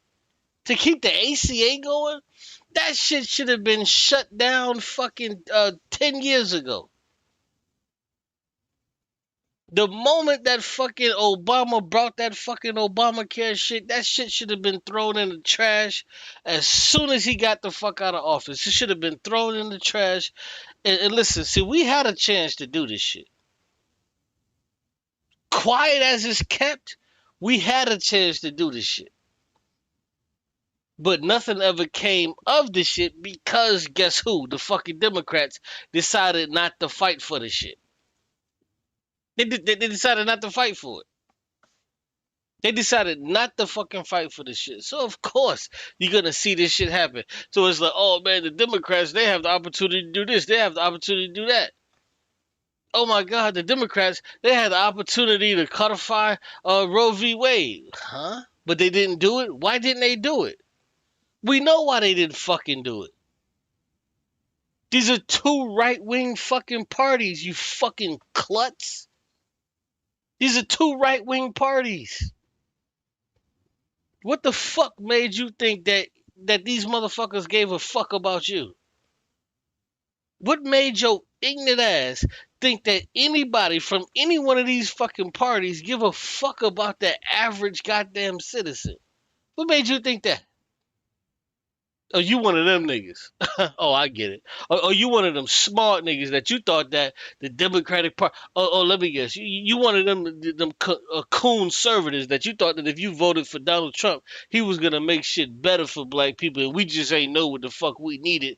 We just needed to vote for Donald Trump. Are you one of them niggas? Meanwhile, the fucking rich get rich and the fucking poor continuously don't get a fucking thing. Stop it. None of these motherfuckers have any fucking interest in you. They don't want you to be fucking better. What the fuck does it mean if everybody has a fucking $1 million? Nigga, nobody's a millionaire. Do you understand that? These motherfuckers would tell you that you made bad decisions in your life. Oh, you know, you chose to work for McDonald's. This and this and this and that. They'll tell you this bullshit. But what happens if everybody made the right decisions and everybody had $1 million? Then $1 million is not a fucking $1 million anymore. It's not. They won't tell you this bullshit. It's because they're too busy selling you the fakery and you niggas is buying the shit. Why the fuck am I worrying about making $1 million fucking dollars, nigga?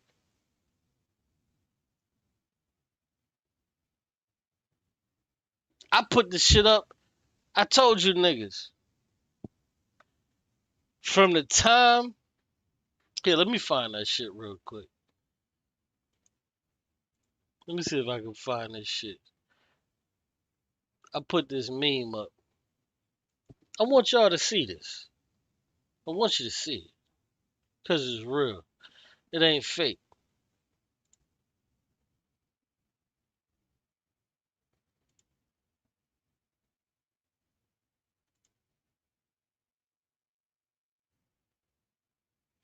If you worked every single day... Hold on. Let me see if I can...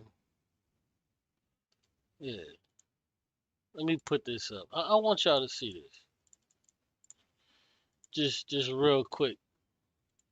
I want y'all to see this. Because this shit is real. It's real.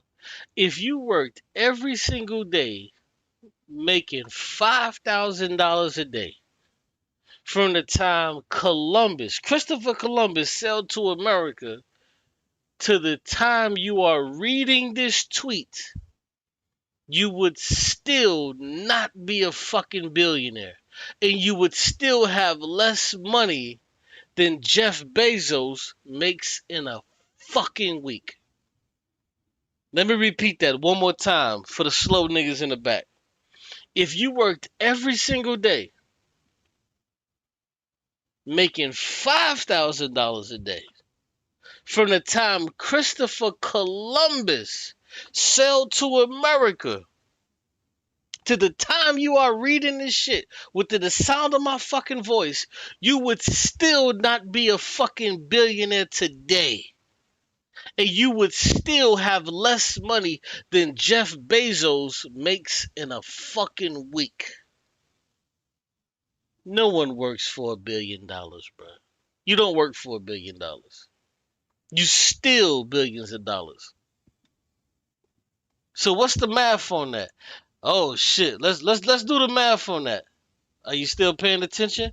So when did Columbus come? When did Columbus come to the Americas? Anybody? 1492. Christopher Columbus sailed the ocean blue. Okay, so let's take 2025 minus 1492. That's 533 years. That's 533 motherfucking years. That's 533 motherfucking years.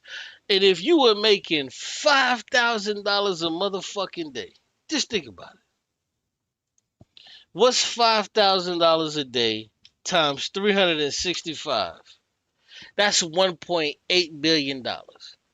Excuse me, my bad. I take that back. That's $1.8 million. You multiply that times 533 years, that's $972 million. That's not even a fucking $1 billion. Jeff Bezos makes a fucking $1 billion a fucking week. And over 533 years of you making $5,000 a day, you still wouldn't be a fucking billionaire. But they'll tell you that you made a bad decision, that you chose to do the wrong thing. It's you. It's not the system. It's you. You made a bad decision. Meanwhile, if you were making $5,000 a fucking day from 1492 to 2025, you wouldn't even have $1 billion, but Jeff Bezos makes $1 billion a fucking day. You fucking clown. What makes you think I made a bad decision? What makes you think anybody in America made a bad decision on what they did with their lives? Clown shit. But let me guess, you're rich. You got it all figured out. Cube, you just a poor nigga. You don't know no fucking better. You just an ignorant poor nigga. You don't know no fucking better. Maybe if you had went to school or did this or did that, maybe you would be making those billions of dollars. Bullshit. Bullshit. Bullshit. Because we can see that even if you made $5,000 a day for 533 motherfucking years, you still wouldn't even be a fucking billionaire. And Jeff Bezos makes that a fucking week. Crazy. It's crazy to me. It's crazy, ain't it? It's crazy, ain't it? You look at this shit, you be like, what the fuck? What the hell? How did I do something wrong? How did I do something wrong? How did I do something wrong? Listen, man. Time over for blaming yourself. Stop blaming yourself. This is the system, bro. This is the system. Pay the fuck attention. I'm giving it to you. Pay attention. Don't allow these motherfuckers to tell you that you're inept, that you're weak, that you're stupid, because you chose this in life. Don't allow these motherfuckers to do that, bro. Don't allow them to do it. Because any fucking time that a company has a surplus, that's money that they stole from you. Anytime a company, pay the fuck attention, anytime a company has a surplus or a profit, that's money they stole from you. That's all it is. Let's talk about it. Let's talk about it. Let's say, let's talk about it. You don't want to talk about it? Let's talk about it. Let's say me and you, whoever you are that are listening, let's say me and you, we sell couches, right? We make couches and we sell couches.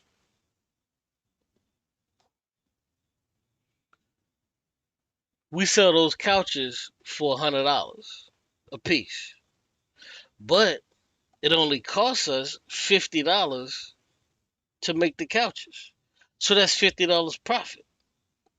So why is it do I get to pay you $10 a fucking hour knowing that you can pump out 30 fucking couches, but I'm the one that gets the fucking benefit of all of the profit? Why do I get all of the profit? Why do I get all of the profit, the tens of thousands of dollars that come from that shit? Why do I soak up all the fucking profit when you are the one that would in the fucking warehouse making them shits? But I give you $1,000 and say go ahead. The reason I have to do that is because I have to fuck you out of your money. Because what you should be getting paid is what I'm selling this shit for. I should be paying you what I'm selling it for, but I'm not finna give you what I'm selling it for. Why? It's because I want to make a profit. I'm not satisfied with making what I should be making. So you know what I then do? I hire 10 more motherfuckers like you. You can push out 20 sofas a day. I hire 10 more niggas, 9 more people. You're pushing out 20. All of these other 9 niggas, they're pushing out 20. But I'm only paying you $10 a fucking hour. You work for 8 hours, you pushing out 20 sofas. And these other 9 niggas, they're pushing out 20 fucking sofas. Why is it that I'm taking all the money? Why do I get to take all of the fucking money? Oh, let me guess, because I invested in it. I invested in this shit, so I get to take all of the money. Don't you invest in my company too? So you don't have to take a chance every time that you come to work. You don't have to take a chance. Every time you wake up to come to this fucking job, bitch, you take a fucking chance. You take a chance because you gotta be in traffic. You can have some shit that drop on your fucking car and kill you. You can have some shit you gotta swerve out that you may swerve into the median or some shit and get killed behind some shit. Nigga, you take chances too. But why do I gotta get all of the money? This is the capitalist thought. Capitalist thought said, well, I need all the money because I'm taking all of the chances. Well, hold on. Why shouldn't the worker who's making all of the fucking profit, making all of the actual products, say, well, I deserve all of the money. I'm the one actually making the products. Why don't I deserve the fucking money? I'm literally with my hands and feet making the fucking products. Why don't I deserve it? It's because we don't come together. And you look at yourself as something less than this fucking cuck or this piece of shit. You look at yourself as, damn, without this person, there would be no me. Fuck that. Without you, this motherfucker can't make no goddamn money.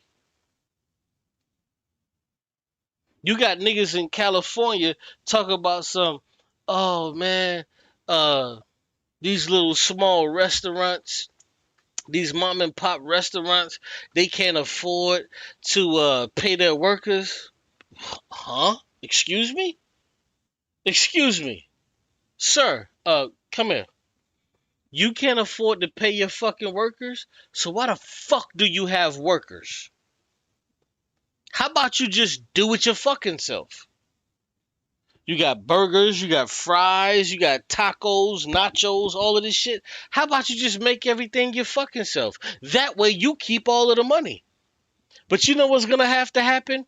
You're going to have to be on that burger machine, that fryer machine, and all of this other shit. How about you just do everything your fucking self? If you don't want to pay people, how about you just do everything your fucking self? Wouldn't that just make it easier? To where you could just keep all of the money. You just do all of the work. But there's $2,000, $3,000 coming in this bitch every fucking day. I get paid $10 an hour. I work 7, 8 hours. I get $70, and you get to take home the rest of that shit. Why? Why? Motherfuckers be like, well, man, I was working this job, and the owner, he was right there working next to me. The owner was right there working next to me, making burgers and fries and all of that shit right next to me. Well, guess what? When he goes home, he counts his money. When you go home, bitch, you count your hours. You count your hours. When he goes home, he counts the money he made. When you go home, you're like, damn, I got 32 hours, and that's what you do. Why the fuck should this person that's working right next to you get paid more than you? But see, we don't look at it that way. We want to laugh at niggas that work at McDonald's and Burger King and whatever the fuck. Nigga, no, that's not what we should do. Niggas that work at McDonald's and Burger King should be, these people should be being paid some of the most handsome fucking wages known in this fucking country. You work for Popeyes, all of this shit. You should be some of the people that's making $150,000, $200,000 a motherfucking year. You guys should be totally okay. You guys should be totally okay. You niggas that work at fucking Walmart, you guys should be great. But you can't be great. You can't be great. It's because the owners are taking all of that profit and they're not passing it over to you. They're not passing the profit over to you. You're the one that's actually sitting there physically making this shit, but they give you $10 an hour. Meanwhile, they've made $10,000 a fucking day. Think about it. These companies make $10,000 fucking dollars a day. Let's just think about a furniture business. You can make, let's say you make 10 sofas, right? Just you on your 8-hour shift. You make 10 sofas. You make 10 sofas on your 8-hour shift. You make 10 sofas. Those sofas get sold for, let's say, $1,000 a piece. That's $8,000 fucking dollars that this sofa just got sold for. That's $8,000. But you're getting paid $10 an hour. So for your whole day, you just got paid $80. The sofa just got sold for $8,000. How much money is the owner getting? He's getting literally like 60% of that shit, and this bitch ain't picked up a finger to do a fucking thing. He ain't lifted up a finger to do a goddamn thing. But you're getting paid $10, $15 an hour to do this shit. And you're building up 10 sofas a day. Now imagine that it's 10 of y'all. Each one of you niggas is making 10 sofas a day. That's 100 fucking sofas. And this motherfuckers is going out and selling these sofas for $2,000 and $3,000 Bro, there's so much money coming in. This motherfucker can't even count it. Why don't you get that money? Why is it that the company says, hey, you know what? You show up late, we're gonna dock you. You show up late this day, we're gonna fire you. All of this shit. How the fuck do they have this power over you when nigga you're the one that makes the fucking sofas? You're the one that makes the sofas. How the fuck do they get this power over you to where they can tell you that they're gonna fire you? They're gonna fire you because you came in late. Because you had a son or a daughter that was sick or whatever the fuck the case. So you get fired. Really, nigga? What we should be saying is, well, good luck making those fucking 10 sofas, nigga. Good luck making that shit. Good luck making it. How the fuck, nigga, fire me. Good luck making those 10 fucking sofas a day. Good luck. Good luck, my nigga.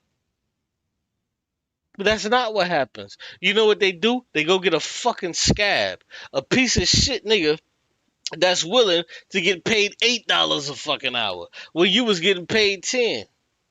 Because there's always somebody willing, waiting in the fucking wings to take your fucking job. A fucking scab. Because there's no fucking solidarity with niggas that are working. Nigga, if I lose my fucking job because some motherfucker tell me I get fired because I had to go pick up my son or daughter from school, whatever the fuck, and this shit happened a multiplicity of times, and you want to fire me for that? Go ahead. But you shouldn't have anybody else that come to fuck to work for you. And the other niggas should stop working and say, nigga, we ain't working. And on top of that, we not working until you fucking pay us more. These motherfucking jobs are making 99% profit off of your fucking work. Let's just be real. Let's just say you work at Mickey D's or whatever. You making a fucking hamburger, whatever the case. That shit costs $1.50 to make a fucking burger. You can make 100 of them bitches. Real life. You can make 100 of these fucking burgers in about 10-15 minutes. In about 10-15 minutes, all you gotta do is just put the shit. I worked at McDonald's before. You bring the shit down. You put it on the bitch. You put some ketchup, mayo, whatever the fuck is on the bitch. Throw it in the paper. You can literally make 100 fucking burgers in 10 minutes, no problem. Especially when you busy, nigga. Them shits is out, in, out, in, out. And if these motherfuckers is charging $1, let's just say $1 a piece for every burger, and you done made 100 of these bitches in a fucking hour, and let's just say they selling these bitches for $1, that's $100, but they giving you $10 an hour. How the fuck, nigga? That math don't math to me. They take the profit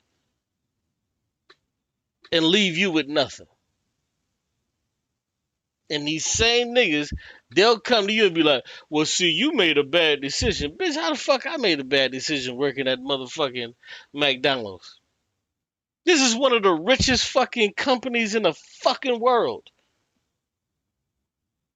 McDonald's, this is one of the richest companies in the fucking world. If McDonald's shared 50% of their fucking profits with their fucking employees, do you know what would happen? McDonald's would be one of the fucking most sought after jobs known to fucking man.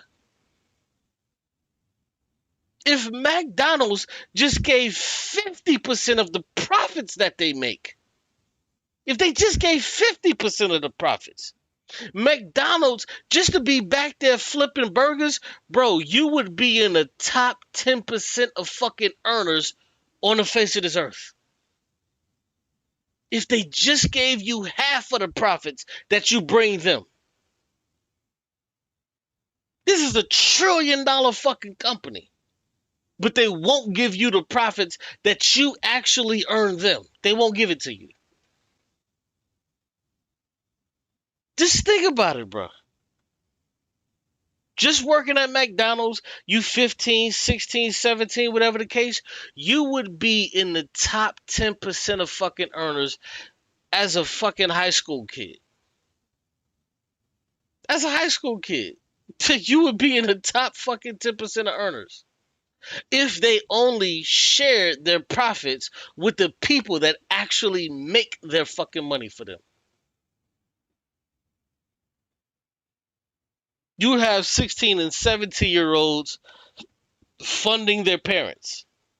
Or really what you would have niggas that's holding these jobs, just like niggas that work in the city. Them niggas never give them jobs. They never give them jobs up. Niggas that work in the city, them niggas gotta die for them niggas leave them city jobs. Or them county jobs, them niggas gotta die before they give up them jobs. Them niggas gotta die. That's what Burger King, McDonald's, all of that shit, it would turn exactly into that. It would turn into that. Nigga, who the fuck is finna give up a $200,000 job? What? Do you know how much money fucking McDonald's make in a fucking year? These motherfuckers have like $300 billion fucking profits, nigga. If they ever decided to share that fucking money with the people that actually make them that money, nigga, nobody ain't leaving them jobs, nigga. That flipping burger shit, niggas would be trying to suck a dick to get one of these motherfucking jobs. G shit. Niggas would be like, oh, you work at Burger King? Oh shit. Damn, you work at Mickey D's? Damn, bro, can you get me on in there? I don't give a fuck, nigga. I'll wash floors. I'll do whatever. Because niggas know. Instantly, nigga. If you working at McDonald's and you washing floors, nigga, that's a $250,000 motherfucking job. Off the rip. That's the first motherfucking year you there. $250,000. Easy. Easy. Damn, you work at McDonald's?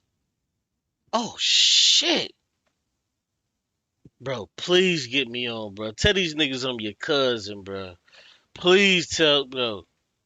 There won't be no slots for no niggas, bro. You wouldn't be able to get on.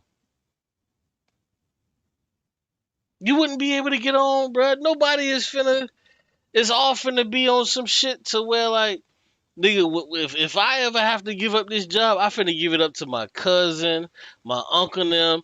Nigga, I'm not finna give it up to no other random nigga. Nigga, this would be one of them jobs to where they'll be like, well, in other news, McDonald's, they're under fire because of nepotism.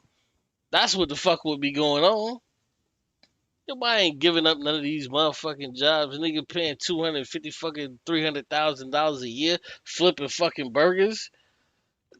If they actually paid niggas how the fuck they supposed to be paying, nobody ain't giving up on them jobs, bro. Nigga, I would be a lifer, bitch.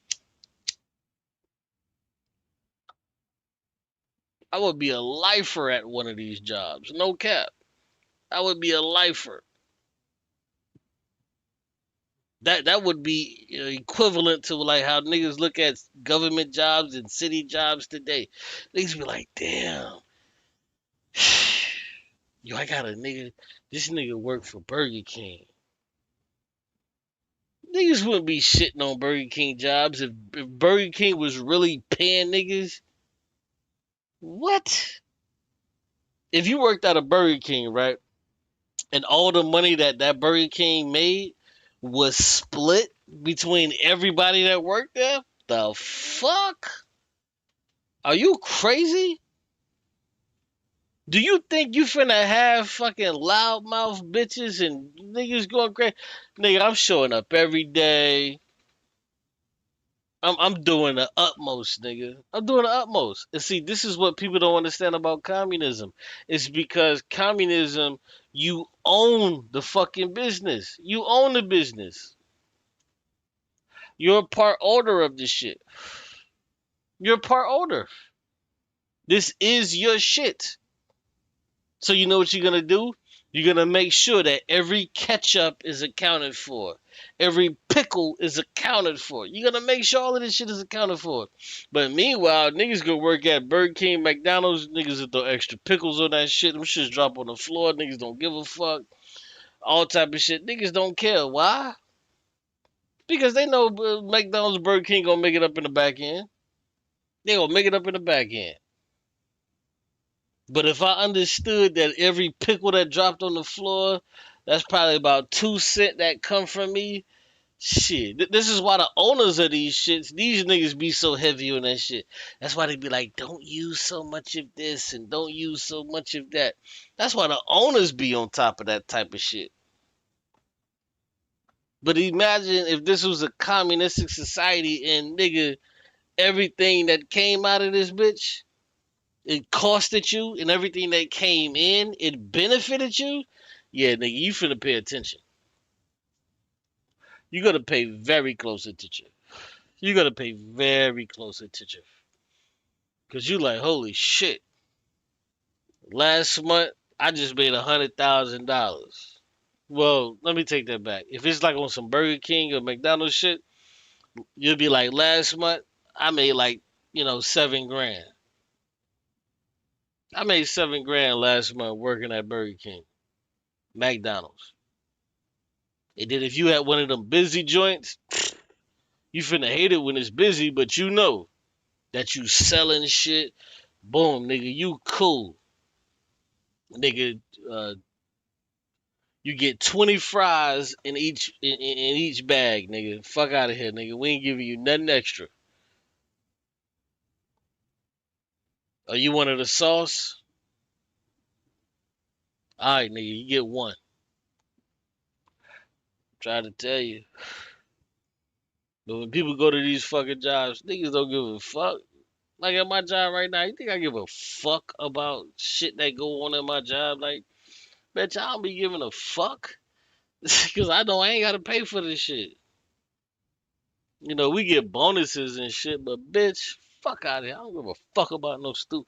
Bitch, please. Fuck out of here. I know this shit is made up anyway. This shit fake it in a $2 bill. I don't give a fuck, nigga. But if I was actually part of the company and my profits came from the profits that the company makes, nigga, I'm on it. I'm on it, nigga.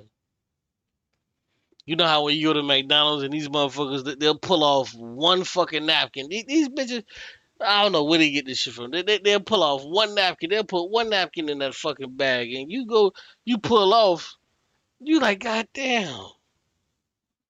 You trying to give a napkin to everybody in the fucking car, and you pull out, there's only one goddamn napkin. You're like, what the fuck? These motherfuckers only gave me one goddamn napkin. You're like, what the fuck? How the fuck they only gave me one napkin? You got all type of shit. You got nuggets, you got fries, and these motherfuckers gave you one napkin. You looking at that shit like, what the fuck? But if you owned that shit, and that money was going back to you, nigga, you finna be counting them shit. 1 ply, 2 ply, 3 ply. No supply, but you don't get none. That's real shit. But we don't look at it like that because it's not a communistic or socialistic society. We look at it like shit. I'm only getting paid $10 an hour, nigga. I'm grabbing the fucking shit and putting it in the fucking bag. But you said you want 2 sauces of sweet and sour. Nigga, I just grabbed the sweet and sour and put it in there. I'm not finna trying to give you one or two. I don't give a fuck. I don't care that when you get home, you finna throw that shit in the garbage and it's finna be a mountain of fucking sweet and sour some goddamn way. I don't give a fuck. I can care less. Shit, if I put one sweet and sour or 3 sweet and sours in that fucking bag, nigga, I'm only getting paid $10 an hour. I give a fuck less about how many sweet and sours is in that bitch. I don't give a fuck, nigga. You know? Yo, let me get my ass up out of here. I gotta get I gotta get up and go to work tomorrow, man. Uh, I got another long ass day. I had a long ass day today, man. Damn, I'm so tired of fucking working. So tired of this shit. This shit's so lame, bro. I'm so tired of working, bro. Ugh. Nigga moving to China, bro. I'm telling you, I'm moving to China. I can't wait till I move to China, bro, and I do that first stream from China. Niggas finna be like, damn, that nigga cute. That nigga really went to China. That nigga really out there. Yeah, you motherfucking right, nigga. I'm really finna be out there for real. I can't do this shit. I gotta let you niggas have this crazy ass shit. When this cracker, Donald Trump go for his third term, I'm finna be in China, nigga. Ling Ling is finna be, we about to have a good time. Fuck that. You niggas can be stressing over this Donald Trump shit, not me. I'm cool. I'm trying to get my dingaling sucked by Ming Ling. Now let me stop. But yeah, let me get up out of here, man. I catch y'all next time. Peace. Holla at me.